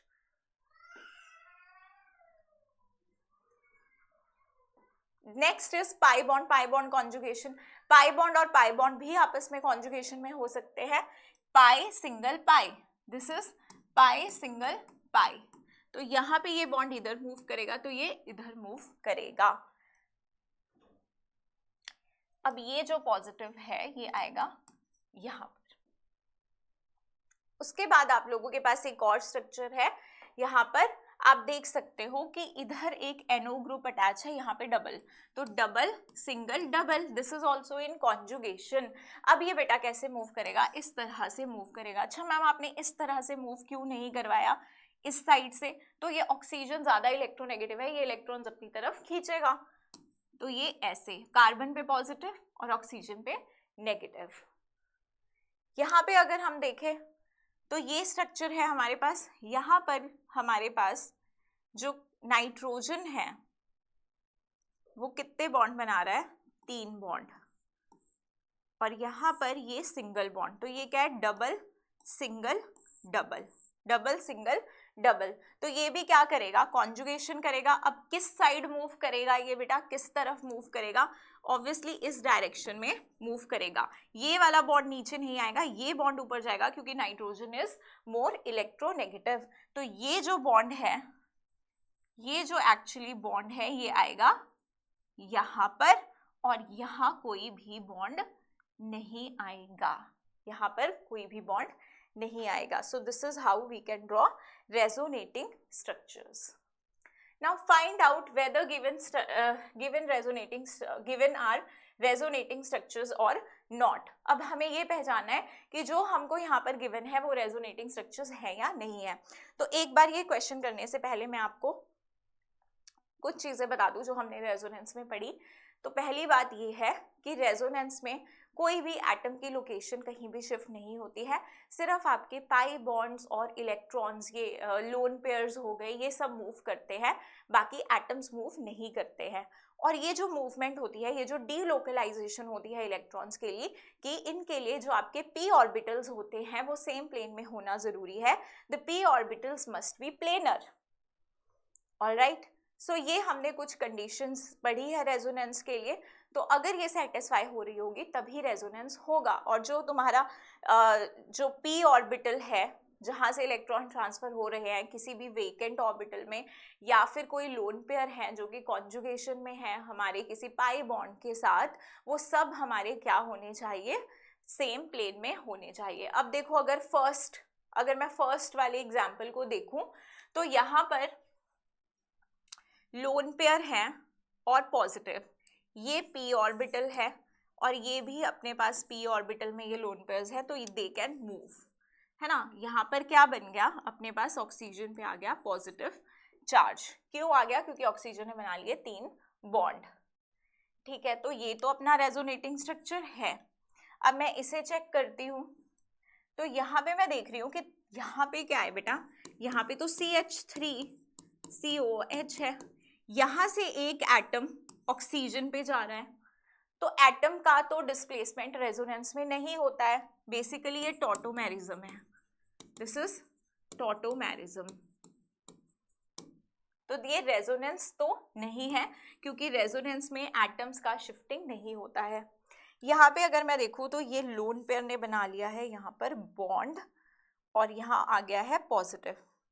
अब कोई सिग्मा बॉन्ड टूटते या बनते तो नहीं है, सिग्मा बॉन्ड का कोई ब्रेकिंग या फॉर्मेशन रेजोनेंस में नहीं होता है, तो this is also not a resonating structure and this is also not a resonating structure. तो first one is correct. Extended conjugation is better than cross conjugation. Extended conjugation is better than cross conjugation. अब ये cross conjugation क्या होती है, तो बेटा cross conjugation होती है, जैसे ये वाला स्ट्रक्चर है, इस वाले स्ट्रक्चर में अगर मैं बात करूं तो अपने ये जो दो पाई बॉन्ड्स हैं, ये जो दो पाई बॉन्ड्स है, ये आपस में तो कॉन्जुगेशन में नहीं है, क्योंकि आपस में कॉन्जुगेशन होने के लिए आपका क्या होना चाहिए, पाई सिग्मा पाई। लेकिन यहां पर तो क्या है, pi then sigma then sigma then pi, तो ये तो कॉन्जुगेशन में नहीं हुए। तो ये दोनों जब कॉन्जुगेशन में नहीं है, लेकिन ये किसी थर्ड सिस्टम के साथ अगर कॉन्जुगेशन में होते हैं तो उसे हम कहते हैं क्रॉस कॉन्जुगेशन। ये इसके साथ कॉन्जुगेशन में, इसके साथ कॉन्जुगेशन में, सो दिस इज क्रॉस कॉन्जुगेशन। और यहां अगर मैं बात करूं इन दो पाई बॉन्ड्स की, ये आपस में कॉन्जुगेशन में है, एक ये और ये ऐसे डबल सिंगल डबल, तो ये कॉन्जुगेशन में ये यहाँ जाएगा तो ये आगे मूव करेगा। सिमिलरली अगर मैं इस स्ट्रक्चर को भी देखूं, अगर ये यहाँ मूव करेगा तो ये यहाँ मूव करेगा, तो ये एक दूसरे के साथ कॉन्जुगेशन में है, आगे तक ये कॉन्जुगेशन एक्सटेंड हो रही है। और ऐसी कॉन्जुगेशन जो एक्सटेंडेड कॉन्जुगेशन होती है वो क्रॉस कॉन्जुगेशन से बेटर होती है। तो बी और सी की स्टेबिलिटी तो बराबर है बिकॉज एक जैसे है, और ए उससे कम स्टेबल है।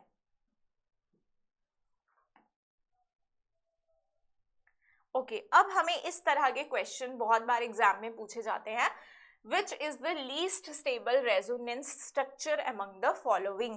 तो बेटा रेजोनेंस स्ट्रक्चर्स की स्टेबिलिटी को हम किस तरह से चेक करेंगे, तो देखो सबसे पहले हमें क्या करना है, सबसे पहले हमको चेक करने हैं नंबर ऑफ पाई बॉन्ड्स।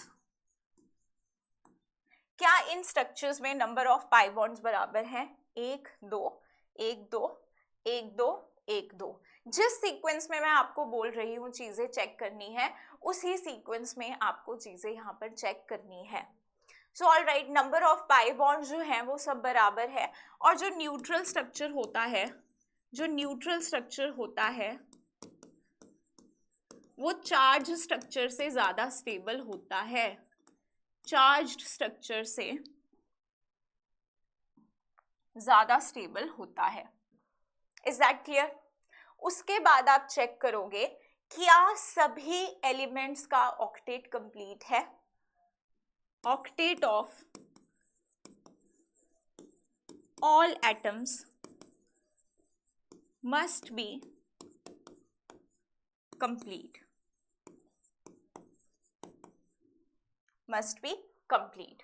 मतलब अगर कुछ ऐसा भी केस है अपने पास,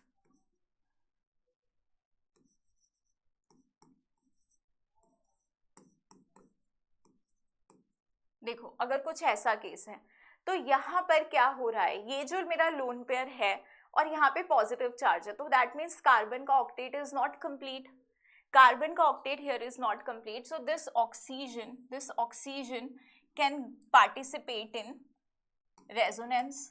तो यहाँ क्या हो जाएगा, इस बॉन्ड के बन जाएंगे इलेक्ट्रॉन्स नेगेटिव चार्ज, और यहाँ पे ऑक्सीजन पे आ जाएगा पॉजिटिव। अब आप बोलोगे कि मैम ऑक्सीजन पे तो पॉजिटिव चार्ज स्टेबल नहीं होता है, how can you right positive on oxygen, it's electronegative. लेकिन ऑक्सीजन पे उस केस में पॉजिटिव चार्ज स्टेबल होता है जहां पर सभी एटम्स का ऑक्टेट कंप्लीट हो रहा हो। पहले कार्बन का ऑक्टेट कंप्लीट नहीं था, लेकिन ऑक्सीजन ने जैसे ही अपने इलेक्ट्रॉन्स दिए तो ऑक्टेट उसका कंप्लीट हो गया। इससे ऑक्सीजन का कोई नुकसान नहीं हुआ, ऑक्सीजन का अभी भी ऑक्टेट कंप्लीट है, लेकिन बगल वाले एटम का भी उसने ऑक्टेट कंप्लीट करवा दिया। तो ये एक सिचुएशन ऐसी है जहां पर हम लोग ये देख सकते हैं कि इलेक्ट्रोनेगेटिव एलिमेंट पे अपना पॉजिटिव चार्ज आ सकता है। अब ये हम देखेंगे कि ऑक्टेट कंप्लीट होना चाहिए चाहे तुम्हारे इलेक्ट्रोनेगेटिव पे पॉजिटिव चार्ज क्यों ना आ जाए। उसके बाद आप चेक करते हो, सबसे पहले आपने ये चेक किया, फिर ये चेक किया, फिर आप चेक करोगे कि क्या जो चार्जेस है उनके बीच में सेपरेशन, लाइक चार्जेस के बीच में सेपरेशन बहुत ज़्यादा होना चाहिए। अगर सेम तरह के चार्जेस हैं, लाइक प्लस प्लस चार्जेस हैं, तो ऑब्वियसली उनमें रिपल्शन होगा, तो वो दूर दूर होने चाहिए, जितने मैक्सिमम डिस्टेंस पे हो वो उतना अच्छा। और अगर आपके पास कोई ऐसे चार्जेस हैं जो अनलाइक है, unlike charges like negative positive, तो वो जितना पास होंगे उतने ज़्यादा स्टेबल होंगे। तो charge separation between unlike charges must be less, charge separation कम होनी चाहिए। दूसरा ये बात है कि अगर तो ऑक्टेट कंप्लीट नहीं हो रहा है ऐसा करने से, तो हम फिर उस केस में अगर नेगेटिव चार्ज इलेक्ट्रोनेगेटिव एलिमेंट पे है तो वो ज्यादा स्टेबल है, और पॉजिटिव चार्ज अगर इलेक्ट्रोपॉजिटिव एलिमेंट पे है तो वैसे स्टेबल है। लेकिन अगर ऑक्टेट कंप्लीट हो रहा है तो आप ये देखोगे, इस पॉइंट के बाद ये वाला पॉइंट भी मुझे लिखना था कि negative charge more stable on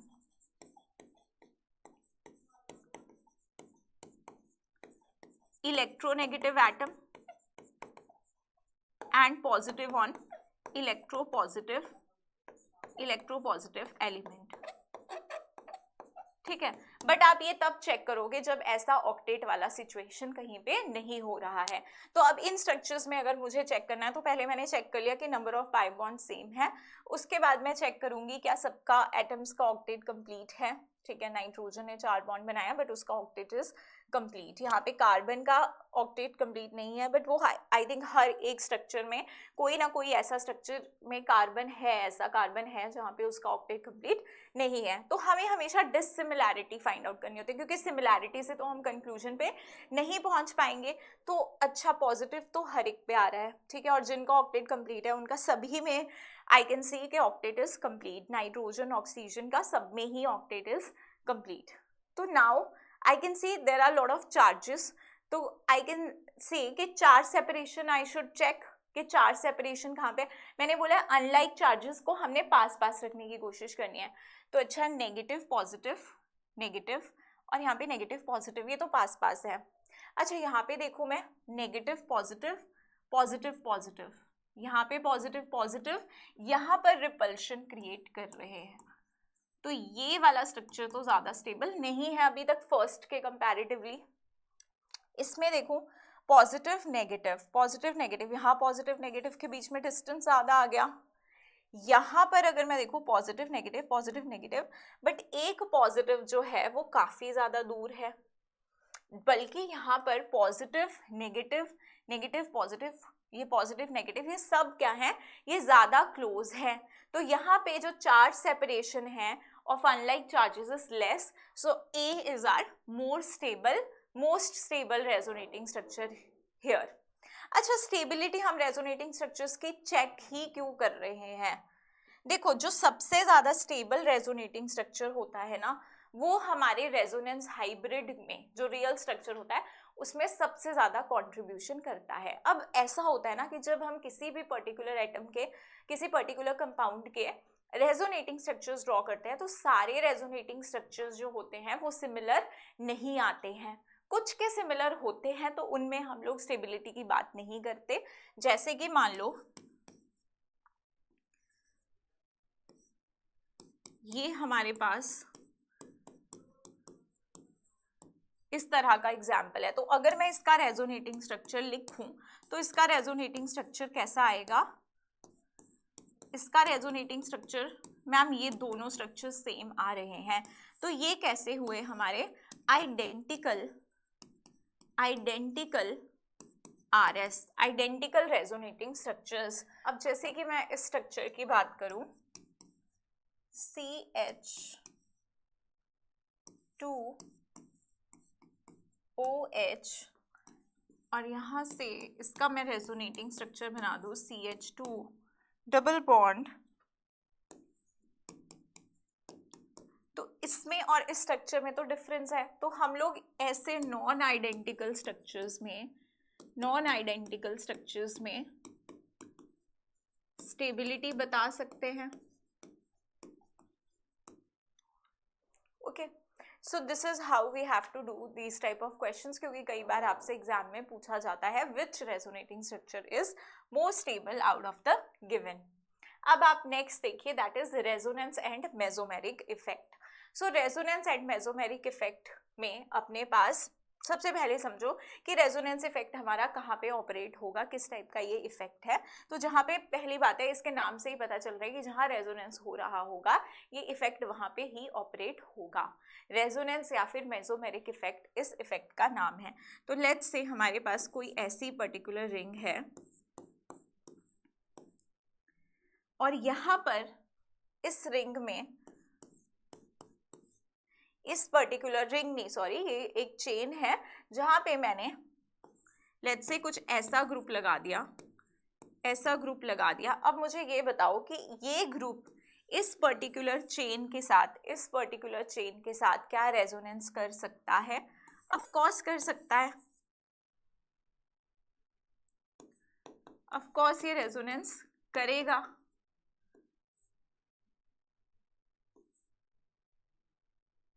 this bond will move here, और ये आगे सिंगल सिंगल है तो ये मत सोचना कि आगे भी कॉन्जुगेशन में है, इस तरह से। तो ये पर्टिकुलर ग्रुप आपका क्या है, इस पर्टिकुलर रिंग, इस पर्टिकुलर चेन के साथ क्या है, रेजोनेंस में है। अब ये रेजोनेंस के थ्रू क्या कर सकता है, इलेक्ट्रॉन्स दे भी सकता है और रेजोनेंस के थ्रू इलेक्ट्रॉन्स ले भी सकता है। जब ऐसा कोई ग्रुप किसी भी चेन जिसमें रेजोनेंस हो रहा हो, या कोई ऐसा रिंग जहां पर वो रेजोनेंस कर पाए, जैसे कि मान लो ये रिंग है और मैंने कोई ग्रुप लगा दिया NH2, अब ये ग्रुप भी इसके साथ रेजोनेंस में पार्टिसिपेट कर सकता है। तो अब रेजोनेंस में पार्टिसिपेट अगर ये कर सकता है तो दैट मीन्स ये पर्टिकुलर ग्रुप जो है रेजोनेंस इफेक्ट शो करेगा। अब दो तरह के रेजोनेंस इफेक्ट हैं, that is plus M effect and minus M effect. अब प्लस एम इफेक्ट क्या है, if an atom or group donate p orbital electrons to double bond or benzene ring, तो उसे बोलेंगे प्लस एम इफेक्ट। अब देखो बेटा, ये जो इलेक्ट्रॉन्स है अपने p ऑर्बिटल के इलेक्ट्रॉन्स, ये क्या कर रहा है, डोनेट कर रहा है इस रिंग में। इलेक्ट्रॉन्स को डोनेट कैसे कर रहा है, थ्रू रेजोनेंस। इलेक्ट्रॉन्स रेजोनेंस के थ्रू ये रिंग में या किसी ऐसी चेन में जहां पे रेजोनेंस हो सकता हो, अगर ये रेजोनेंस के थ्रू इलेक्ट्रॉन्स दे तो उसे बोलेंगे प्लस एम इफेक्ट, और अगर रेजोनेंस के थ्रू इलेक्ट्रॉन्स ले तो उसे बोलेंगे माइनस एम इफेक्ट। अब रेजोनेंस के थ्रू कैसे इलेक्ट्रॉन ले सकता है, तो मान लो कोई ऐसा ग्रुप अगर लगा हो, अगर ऐसा ग्रुप कोई लगा हो तो क्या वो इलेक्ट्रॉन खींच सकता है? यस मैम, खींच सकता है, क्योंकि ये वाला एटम और ये वाला एटम, इनमें इलेक्ट्रोनेगेटिविटी का डिफरेंस है। ऑक्सीजन इससे इलेक्ट्रॉन खींचेगा तो ये रिंग से खींचेगा, इसने इससे इलेक्ट्रॉन खींचा तो इसने रिंग से खींचा, फिर ये ऐसे गया ऐसे गया। तो इस तरह से तो क्या होगा, इस सिस्टम से इलेक्ट्रॉन डेंसिटी को ये अपनी तरफ खींच रहा है। तो ऐसे ग्रुप्स को हम क्या बोलते हैं, माइनस एम ग्रुप्स, और इसे कहेंगे हम minus M effect. And this is a permanent effect, operates through pi bond. अब पाई बॉन्ड्स के थ्रू रेजोनेंस होता है, सिग्मा के थ्रू तो नहीं होता है, तो सिग्मा बॉन्ड्स पे ही ऑपरेट नहीं होगा, पाई बॉन्ड्स के थ्रू ऑपरेट होगा। And this is also a permanent effect. तो आप देख सकते हो, and that is distance independent effect. Distance से कोई फर्क नहीं पड़ रहा है ना, यहाँ तक भी जा सकता है, यहाँ पूरे रिंग में ये रेजोनेंस कर रहा है। तो डिस्टेंस, जैसे हम इंडक्टिव इफेक्ट को बोलते थे, 2-3 कार्बन तक इफेक्टिवली चलता है, उसके बाद नहीं वो इफेक्ट अपना इतना ज़्यादा इफेक्टिव होता है। बट ये जो रिंग है, ये जो इफेक्ट है अपना, ये कैसा इफेक्ट होगा हमारा, डिस्टेंस इंडिपेंडेंट। इसको डिस्टेंस से कोई फर्क नहीं पड़ता। जैसे तुम लोगों के कुछ ऐसे फ्रेंड्स होते हैं कॉलेज के बाद या स्कूल के बाद, चाहे वो जितना मर्जी दूर चले जाए, तुम उनके टच में रहते हो, तो वो कैसा एक रिलेशन है उनके साथ, परमानेंट रिलेशन। और कुछ फ्रेंड्स के साथ ऐसा होता है कि ठीक है, नई बात हुई, महीना 2 महीना, इट्स फाइन, कोई बात नहीं, अभी डिस्टेंस आ गया तो फ्रेंडशिप कम हो गई है। तो वो कैसे है, डिस्टेंस पे डिपेंड करें कि जब पास थे तो अच्छे फ्रेंड्स थे, जैसे ही दूर हो गए तो अब फ्रेंडशिप खत्म। लेकिन कुछ फ्रेंडशिप स्ट्रांग होती है, चाहे डिस्टेंस भी बढ़ जाए तो वो अफेक्ट नहीं होती है, परमानेंट टाइप्स की होती है। तो ये भी अपना कैसा है, डिस्टेंस इंडिपेंडेंट इफेक्ट है। ओके, सो यहाँ पर हम लोग देखें तो actual charge development, obviously resonance is taking place तो यहाँ पे चार्ज भी डेवलप होगा।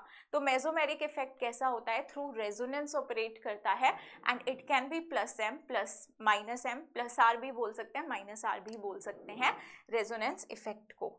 नेक्स्ट हम देखते हैं, तो यहाँ पे कुछ ग्रुप्स मैंने लिखे हैं, यू हैव टू आइडेंटिफाई क्या ये माइनस एम ग्रुप्स हैं या प्लस एम। बेटा अगर आपको माइनस एम और प्लस एम ग्रुप्स को देखना आ गया तो ये टॉपिक आपके लिए बहुत ज़्यादा आसान हो जाएगा। तो मैं उसके लिए आपको एक चीज़ पहले बता देती हूँ कि जो हमारे ग्रुप्स, लेट्स से कोई ये ग्रुप है, अब ये जितने भी, मान लो मैंने आपको ऐसे लिख के दे दिया ना, ऐसे लिख के दे दिया और तुमसे पूछ लिया कि ये बताओ ये वाला ग्रुप प्लस एम होगा या माइनस एम, तो तुम अपने मन में पिक्चर लगा देना कि ये ग्रुप तो हम तभी इसको प्लस एम या माइनस एम की कैटेगरी में डाल सकते हैं ना, जब हम इसको किसी ऐसे सिस्टम के साथ लगाएं जहां रेजोनेंस हो रहा हो, जहां ये रेजोनेंस कर सके। क्योंकि ऐसे तो ये माइनस आई या प्लस आई ग्रुप भी हो सकता है, अगर सिग्मा के साथ ही चेक करना है मुझे।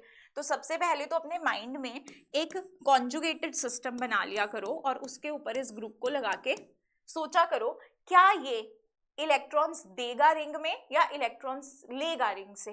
तो आप कैसे देखोगे, अगर इसके पास लोन पेयर्स हैं, अगर किसी एटम के साथ जो कॉन्जुगेटेड सिस्टम से अटैच्ड है, अगर उसके पास लोन पेयर है और बगल वाले एटम की इलेक्ट्रोनेगेटिविटी उससे कम है, electronegativity of Z is more than electronegativity of H, बगल वाले की इलेक्ट्रोनेगेटिविटी कम होनी चाहिए, तो ऐसा ग्रुप अपने इलेक्ट्रॉन्स रिंग में देगा, इलेक्ट्रॉन डेंसिटी को रिंग में बढ़ाएगा, इलेक्ट्रॉन्स रेजोनेंस के थ्रू रिंग में या किसी चेन में देगा। तो ऐसा ग्रुप क्या होगा तुम्हारा, प्लस एम ग्रुप। और अगर तुम्हें कोई ऐसा ग्रुप दे दिया, फॉर एग्जाम्पल ऐसा, जहां पे तुम ये चीज देखो कि आपका ये ग्रुप किसी पर्टिकुलर सिस्टम के साथ अगर जुड़ जाए, तो जो इस ये जुड़ेगा ना आगे रिंग से, तो ये जुड़ेगा, लेट्स से मैं इसे ऐसे किसी रिंग से जोड़ दूं, तो रिंग से तो ये कार्बन जुड़ रहा है ना, अब इसके बगल वाले की इलेक्ट्रोनेगेटिविटी इससे ज्यादा है, electronegativity of oxygen is more than electronegativity of carbon.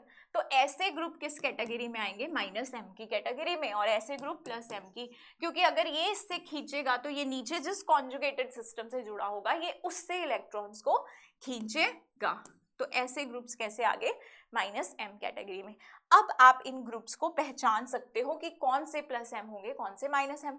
अच्छा, ऑक्सीजन के ऊपर ये लोन पेयर्स हैं, बगल वाला इलेक्ट्रोनेगेटिव नहीं है, तो ये प्लस एम, ये प्लस एम, लोन पेयर्स है, बगल वाला लेस इलेक्ट्रोनेगेटिव। ये वाला ग्रुप अपना एक्स, हेलोजन्स, हेलोजन अब यहाँ पे मेंशन नहीं है, एक्स लिखा है, ठीक है, एक्स कुछ भी हो सकता है, हेलोजन्स के बारे में बाद में बात करेंगे। ये भी अपना कैसा है, प्लस एम, क्योंकि इसके ऊपर क्या है, लोन पेयर्स। ओके, NHCH3, यहाँ पे भी ये बगल वाला इतना इलेक्ट्रोनेगेटिव नहीं है, ये भी इलेक्ट्रॉन डेंसिटी देगा, ये भी कैसा होगा, प्लस एम। यहाँ पे नाइट्रोजन देगा क्योंकि साइड वाले ग्रुप्स अपने विड्रॉइंग नेचर के नहीं है। अच्छा, यहाँ पे नाइट्रोजन के बगल वाले ऑक्सीजन की इलेक्ट्रोनेगेटिविटी नाइट्रोजन से ज्यादा है, तो कैसा होगा, माइनस एम ग्रुप होगा। ये वाला ग्रुप देखो, सल्फर, ऑक्सीजन ज्यादा इलेक्ट्रोनेगेटिव, तो minus M. CH2 negative, carbon के ऊपर नेगेटिव चार्ज है, तो वो क्या करेगा, इलेक्ट्रॉन में इलेक्ट्रॉन्स देगा, माइनस एम। यहाँ पे भी माइनस एम, यहाँ भी माइनस एम। ये कैसा होगा, carbon, oxygen is more electronegative, तो ये कैसा होगा, सॉरी ये मुझे प्लस एम लिखने थे, ये प्लस एम होंगे क्योंकि ये तो इलेक्ट्रॉन डेंसिटी देंगे, ये खींचेगा, तो ये कैसा होगा, माइनस एम। यहाँ पे देखो, यहाँ पे भी इस कार्बन से ज्यादा इलेक्ट्रोनेगेटिव एलिमेंट्स हैं, तो ये भी क्या करेगा, इलेक्ट्रॉन डेंसिटी खींचेगा। ओके, तो ये अपने ग्रुप्स कैसे थे, प्लस एम और minus M groups. Now next is groups that don't show mesomeric effect. तो कुछ ऐसे ग्रुप्स हैं जो मेसोमेरिक इफेक्ट शो नहीं करते। CH3 करेगा, नहीं करेगा क्योंकि इसके पास कोई लोन पेयर नहीं है। CMe3, NH3 positive, N3 positive, NC, CCl3, ये सब ग्रुप्स क्या है जो मेसोमेरिक इफेक्ट शो नहीं करेंगे। नेक्स्ट इज योर, ये दोनों ग्रुप्स बेटा ये तुम्हारे प्लस एम भी और माइनस एम इफेक्ट भी शो करते हैं। तो अब तुम पूछोगे कि ये कैसे पॉसिबल है, कैसे कब plus M plus minus M, तो इतना ज़्यादा इसके बारे में हमें क्वेश्चन नहीं आता, बट हम इतना याद रख सकते हैं दोनों शो करते हैं। और एक्चुअल में ये कैसे होते हैं, ऑर्थो पैरा डायरेक्टिंग। अब ऑर्थो पैरा डायरेक्टिंग से मेरा क्या मतलब है वो मैं आपको बताती हूँ यहाँ से, ठीक है। ऑर्थो पैरा डायरेक्टिंग ग्रुप्स का मतलब क्या होगा कि मान लो अगर आपका electron withdrawing, electron donating group attach है बेंजीन रिंग से, जैसे NH2, ये तो इलेक्ट्रॉन्स देगा रिंग में, तो कुछ ऐसा रेजोनेटिंग स्ट्रक्चर बनेगा, यहाँ पे आएगा नेगेटिव, फिर ये नेगेटिव और इस बॉन्ड का नेगेटिव, फिर ये इसका बॉन्ड, फिर इसका नेगेटिव, इस तरह से। तो तुम देख रहे हो कि नेगेटिव चार्ज तुम्हारा कहाँ पे आ रहा है, ऑर्थो पोजीशन पे और एक पैरा पोजीशन पे। तो अगर ये रिंग में इलेक्ट्रॉन डेंसिटी बढ़ा रहा है और अगर हमें कोई रिएक्शन करवाना है, if we want to do any reaction, तो क्या होगा, आप इलेक्ट्रोफाइल का अटैक अगर इस रिंग पे कराना चाहते हो तो इलेक्ट्रोफाइल कहाँ आना चाहेगा, जहाँ पे उसे इलेक्ट्रॉन डेंसिटी मिलेगी, तो वो कहाँ पे अटैक करेगा, या तो ऑर्थो पोजीशन पे या पैरा पोजीशन पे। तो ऐसे ग्रुप्स को हम क्या बोलते हैं बेटा, ऑर्थो पैरा डायरेक्टिंग। तो जितने भी प्लस एम ग्रुप्स होते हैं they are ortho para directing. तो ये जो ग्रुप्स मैंने आपको बताए जो plus M minus M show करते हैं, बट होते कैसे हैं, ऑर्थो पैरा डायरेक्टिंग होते हैं। अब देखो क्यों ये प्लस एम माइनस एम भी हो सकते हैं, क्योंकि मान लो ये मेरे पास एक फिनाइल सिस्टम है, मान लो ऐसे कुछ बेंजीन रिंग से मैंने इसे लगा दिया, ऐसे जोड़ दिया। अब ये इस रिंग से इलेक्ट्रॉन डेंसिटी खींच भी सकता है या इस रिंग को इलेक्ट्रॉन डेंसिटी दे भी सकता है, ठीक है। तो इसीलिए हम इसे क्या बोल सकते हैं, प्लस एम या माइनस एम दोनों शो कर सकता है, बट होगा क्या, ऑर्थो पैरा डायरेक्टिंग। अब है when electron withdrawing attached to benzene ring, अगर इलेक्ट्रॉन विड्रॉइंग अटैच है तो देखो ये इसने इससे इलेक्ट्रॉन खींचा, ये यहाँ पे गया, पहले मतलब ऑक्सीजन ने खींचा, फिर इसने इससे खींचा, तो इससे खींचा तो यहाँ पॉजिटिव आया, फिर इसने अपना इलेक्ट्रॉन दिया तो यहाँ पॉजिटिव आया, फिर इसने अपना इलेक्ट्रॉन यहाँ दिया तो यहाँ पॉजिटिव आ गया।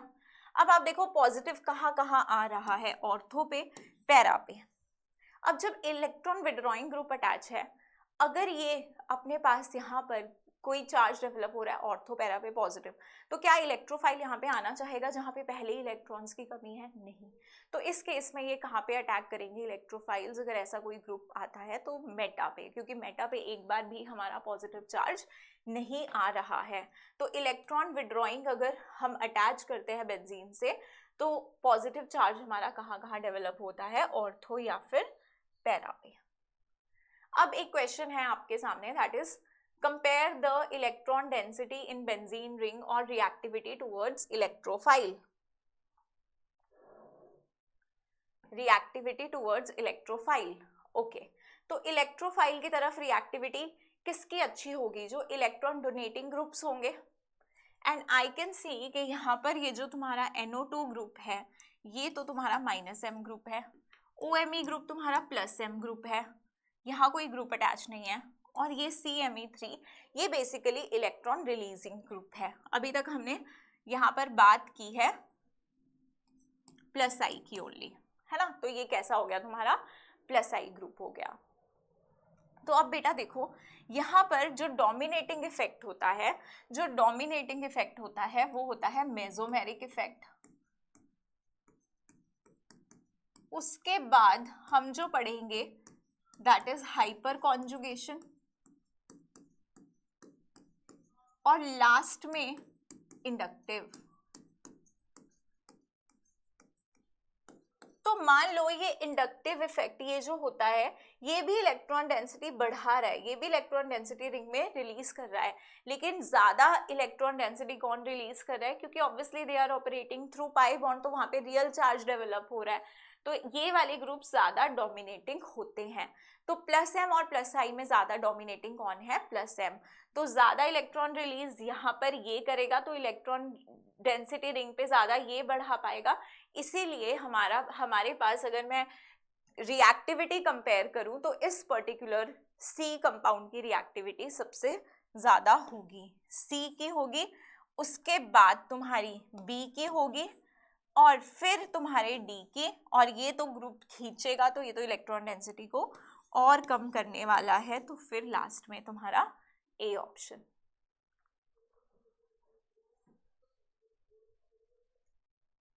एप्लीकेशंस ऑफ मेसोमेरिक इफेक्ट, आप इससे स्टेबिलिटी ऑफ कार्बोकेटाइन प्रेडिक्ट कर सकते हो। Stability of carbocation is directly proportional to plus M group, क्योंकि इलेक्ट्रॉन देगा तो चार्ज कम होगा, प्लस चार्ज तो स्टेबिलिटी बढ़ेगी।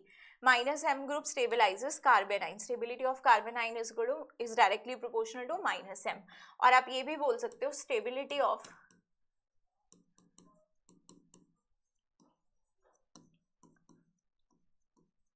free radical is also proportional to plus m groups. Next is hyperconjugation. Hyperconjugation क्या होता है? सबसे पहली बात यह है कि जो हाइपर कॉन्जुगेशन होगा वो हम किस किस केस में देखेंगे, कार्बोकेटाइन के केस में, फ्री रेडिकल के केस में, एल्कीन के केस में, बेंजीन के केस में, दैट्स इट। तो अभी आप लोग इस इफेक्ट को कैसे देखो, यहां पर अगर मैंने लेट्स से एक एल्कीन बना दिया, एल्कीन का एग्जांपल लेके इसे समझ लेते हैं, और ये मैंने इसके सिर्फ नाम लिखे हैं, जैसे इसको no bond resonance, Baker Nathan effect, sigma bond resonance, ये सब नामों से इसको जाना जाता है। यहाँ पे देखो अपने इंडियन साइंटिस्ट का नाम भी आ गया है ना, अच्छी बात है, इसे मैं हाईलाइट कर देती हूँ। फिर अभी यहाँ पे देखो ये कोई एक एल्कीन है, और लेट्स से यहाँ पे तुम्हारा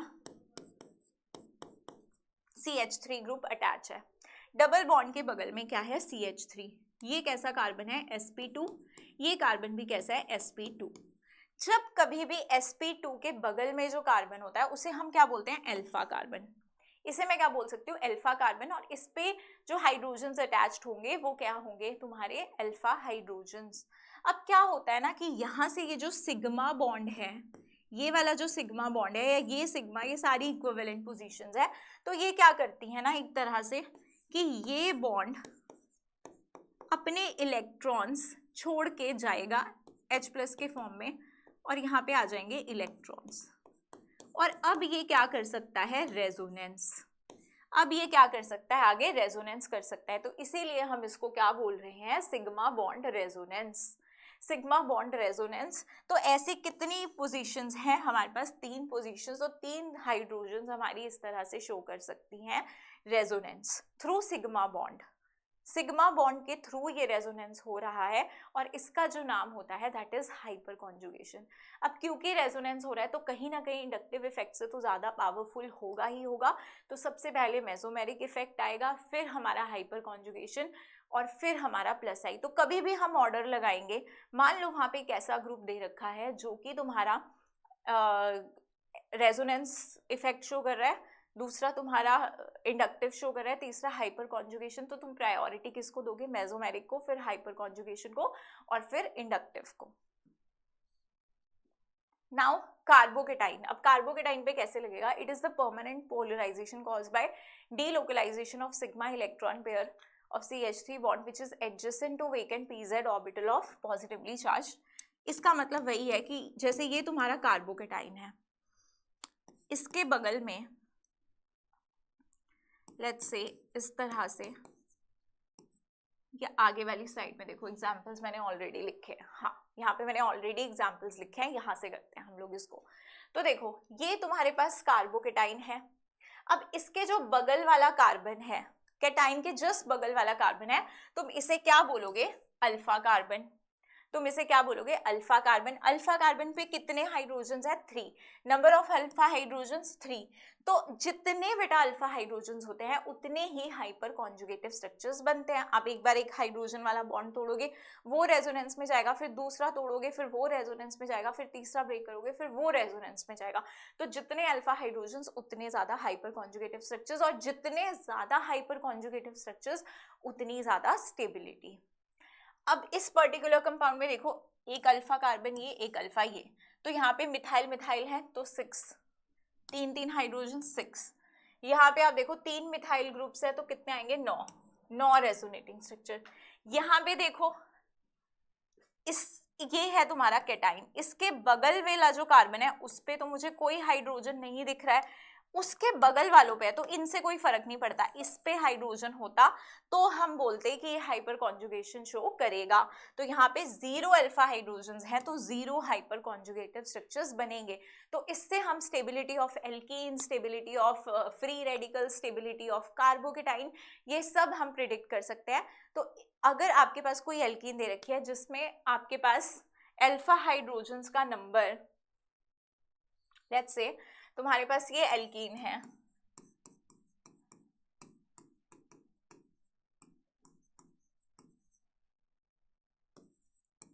और एक एल्कीन तुम्हारे पास ऐसी दे रखी है, तो मुझे बताओ कि कौन सी एल्कीन ज्यादा स्टेबल होगी। तो क्या हम इसमें हाइपर कॉन्जुगेशन यूज कर सकते हैं? ये दोनों कार्बन्स sp2, इनके बगल वाले कार्बन्स कैसे sp2, तो इस पे आप देखो कितने हाइड्रोजन्स हैं मैम, 1 2 3 1 2 3 6, तो 6 अल्फा हाइड्रोजन्स हैं, इसका मतलब 6 हाइपर कॉन्जुगेटिव स्ट्रक्चर्स बनेंगे। इसमें अगर मैं देखूं तो ये मेरे पास कैसा है,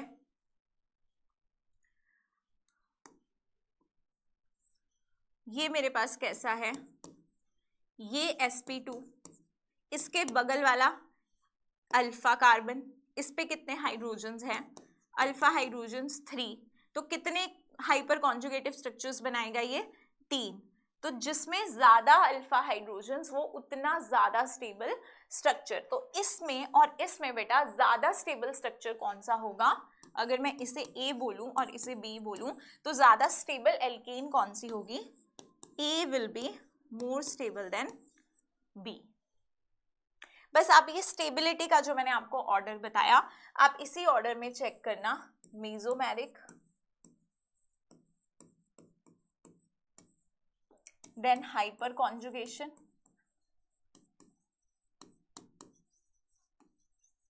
एंड लास्ट में is inductive.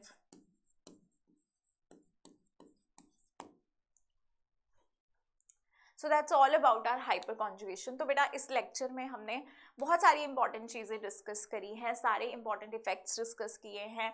We have discussed inductive effect, we have discussed mesomeric effect, we have discussed about hyperconjugation, and हमने resonance भी discuss किया है, stability of resonating structures को discuss करा है। तो यहाँ से ये कुछ ऐसे portions हैं जहाँ से हर साल questions काफ़ी ज़्यादा पूछे जाते हैं, तो आप इस पार्ट को हो सके जितना से ज़्यादा स्ट्रॉन्ग कर सकते हो करो। अभी मैंने आपको इसमें कॉन्सेप्ट्स बताए हैं, उन कॉन्सेप्ट्स को अप्लाई करो और नंबर ऑफ क्वेश्चंस प्रैक्टिस करो, सो दैट ये जो आपका टॉपिक है ये आपका स्ट्रॉन्ग बन पाए। सो that's all about this video. Thank you so much for watching.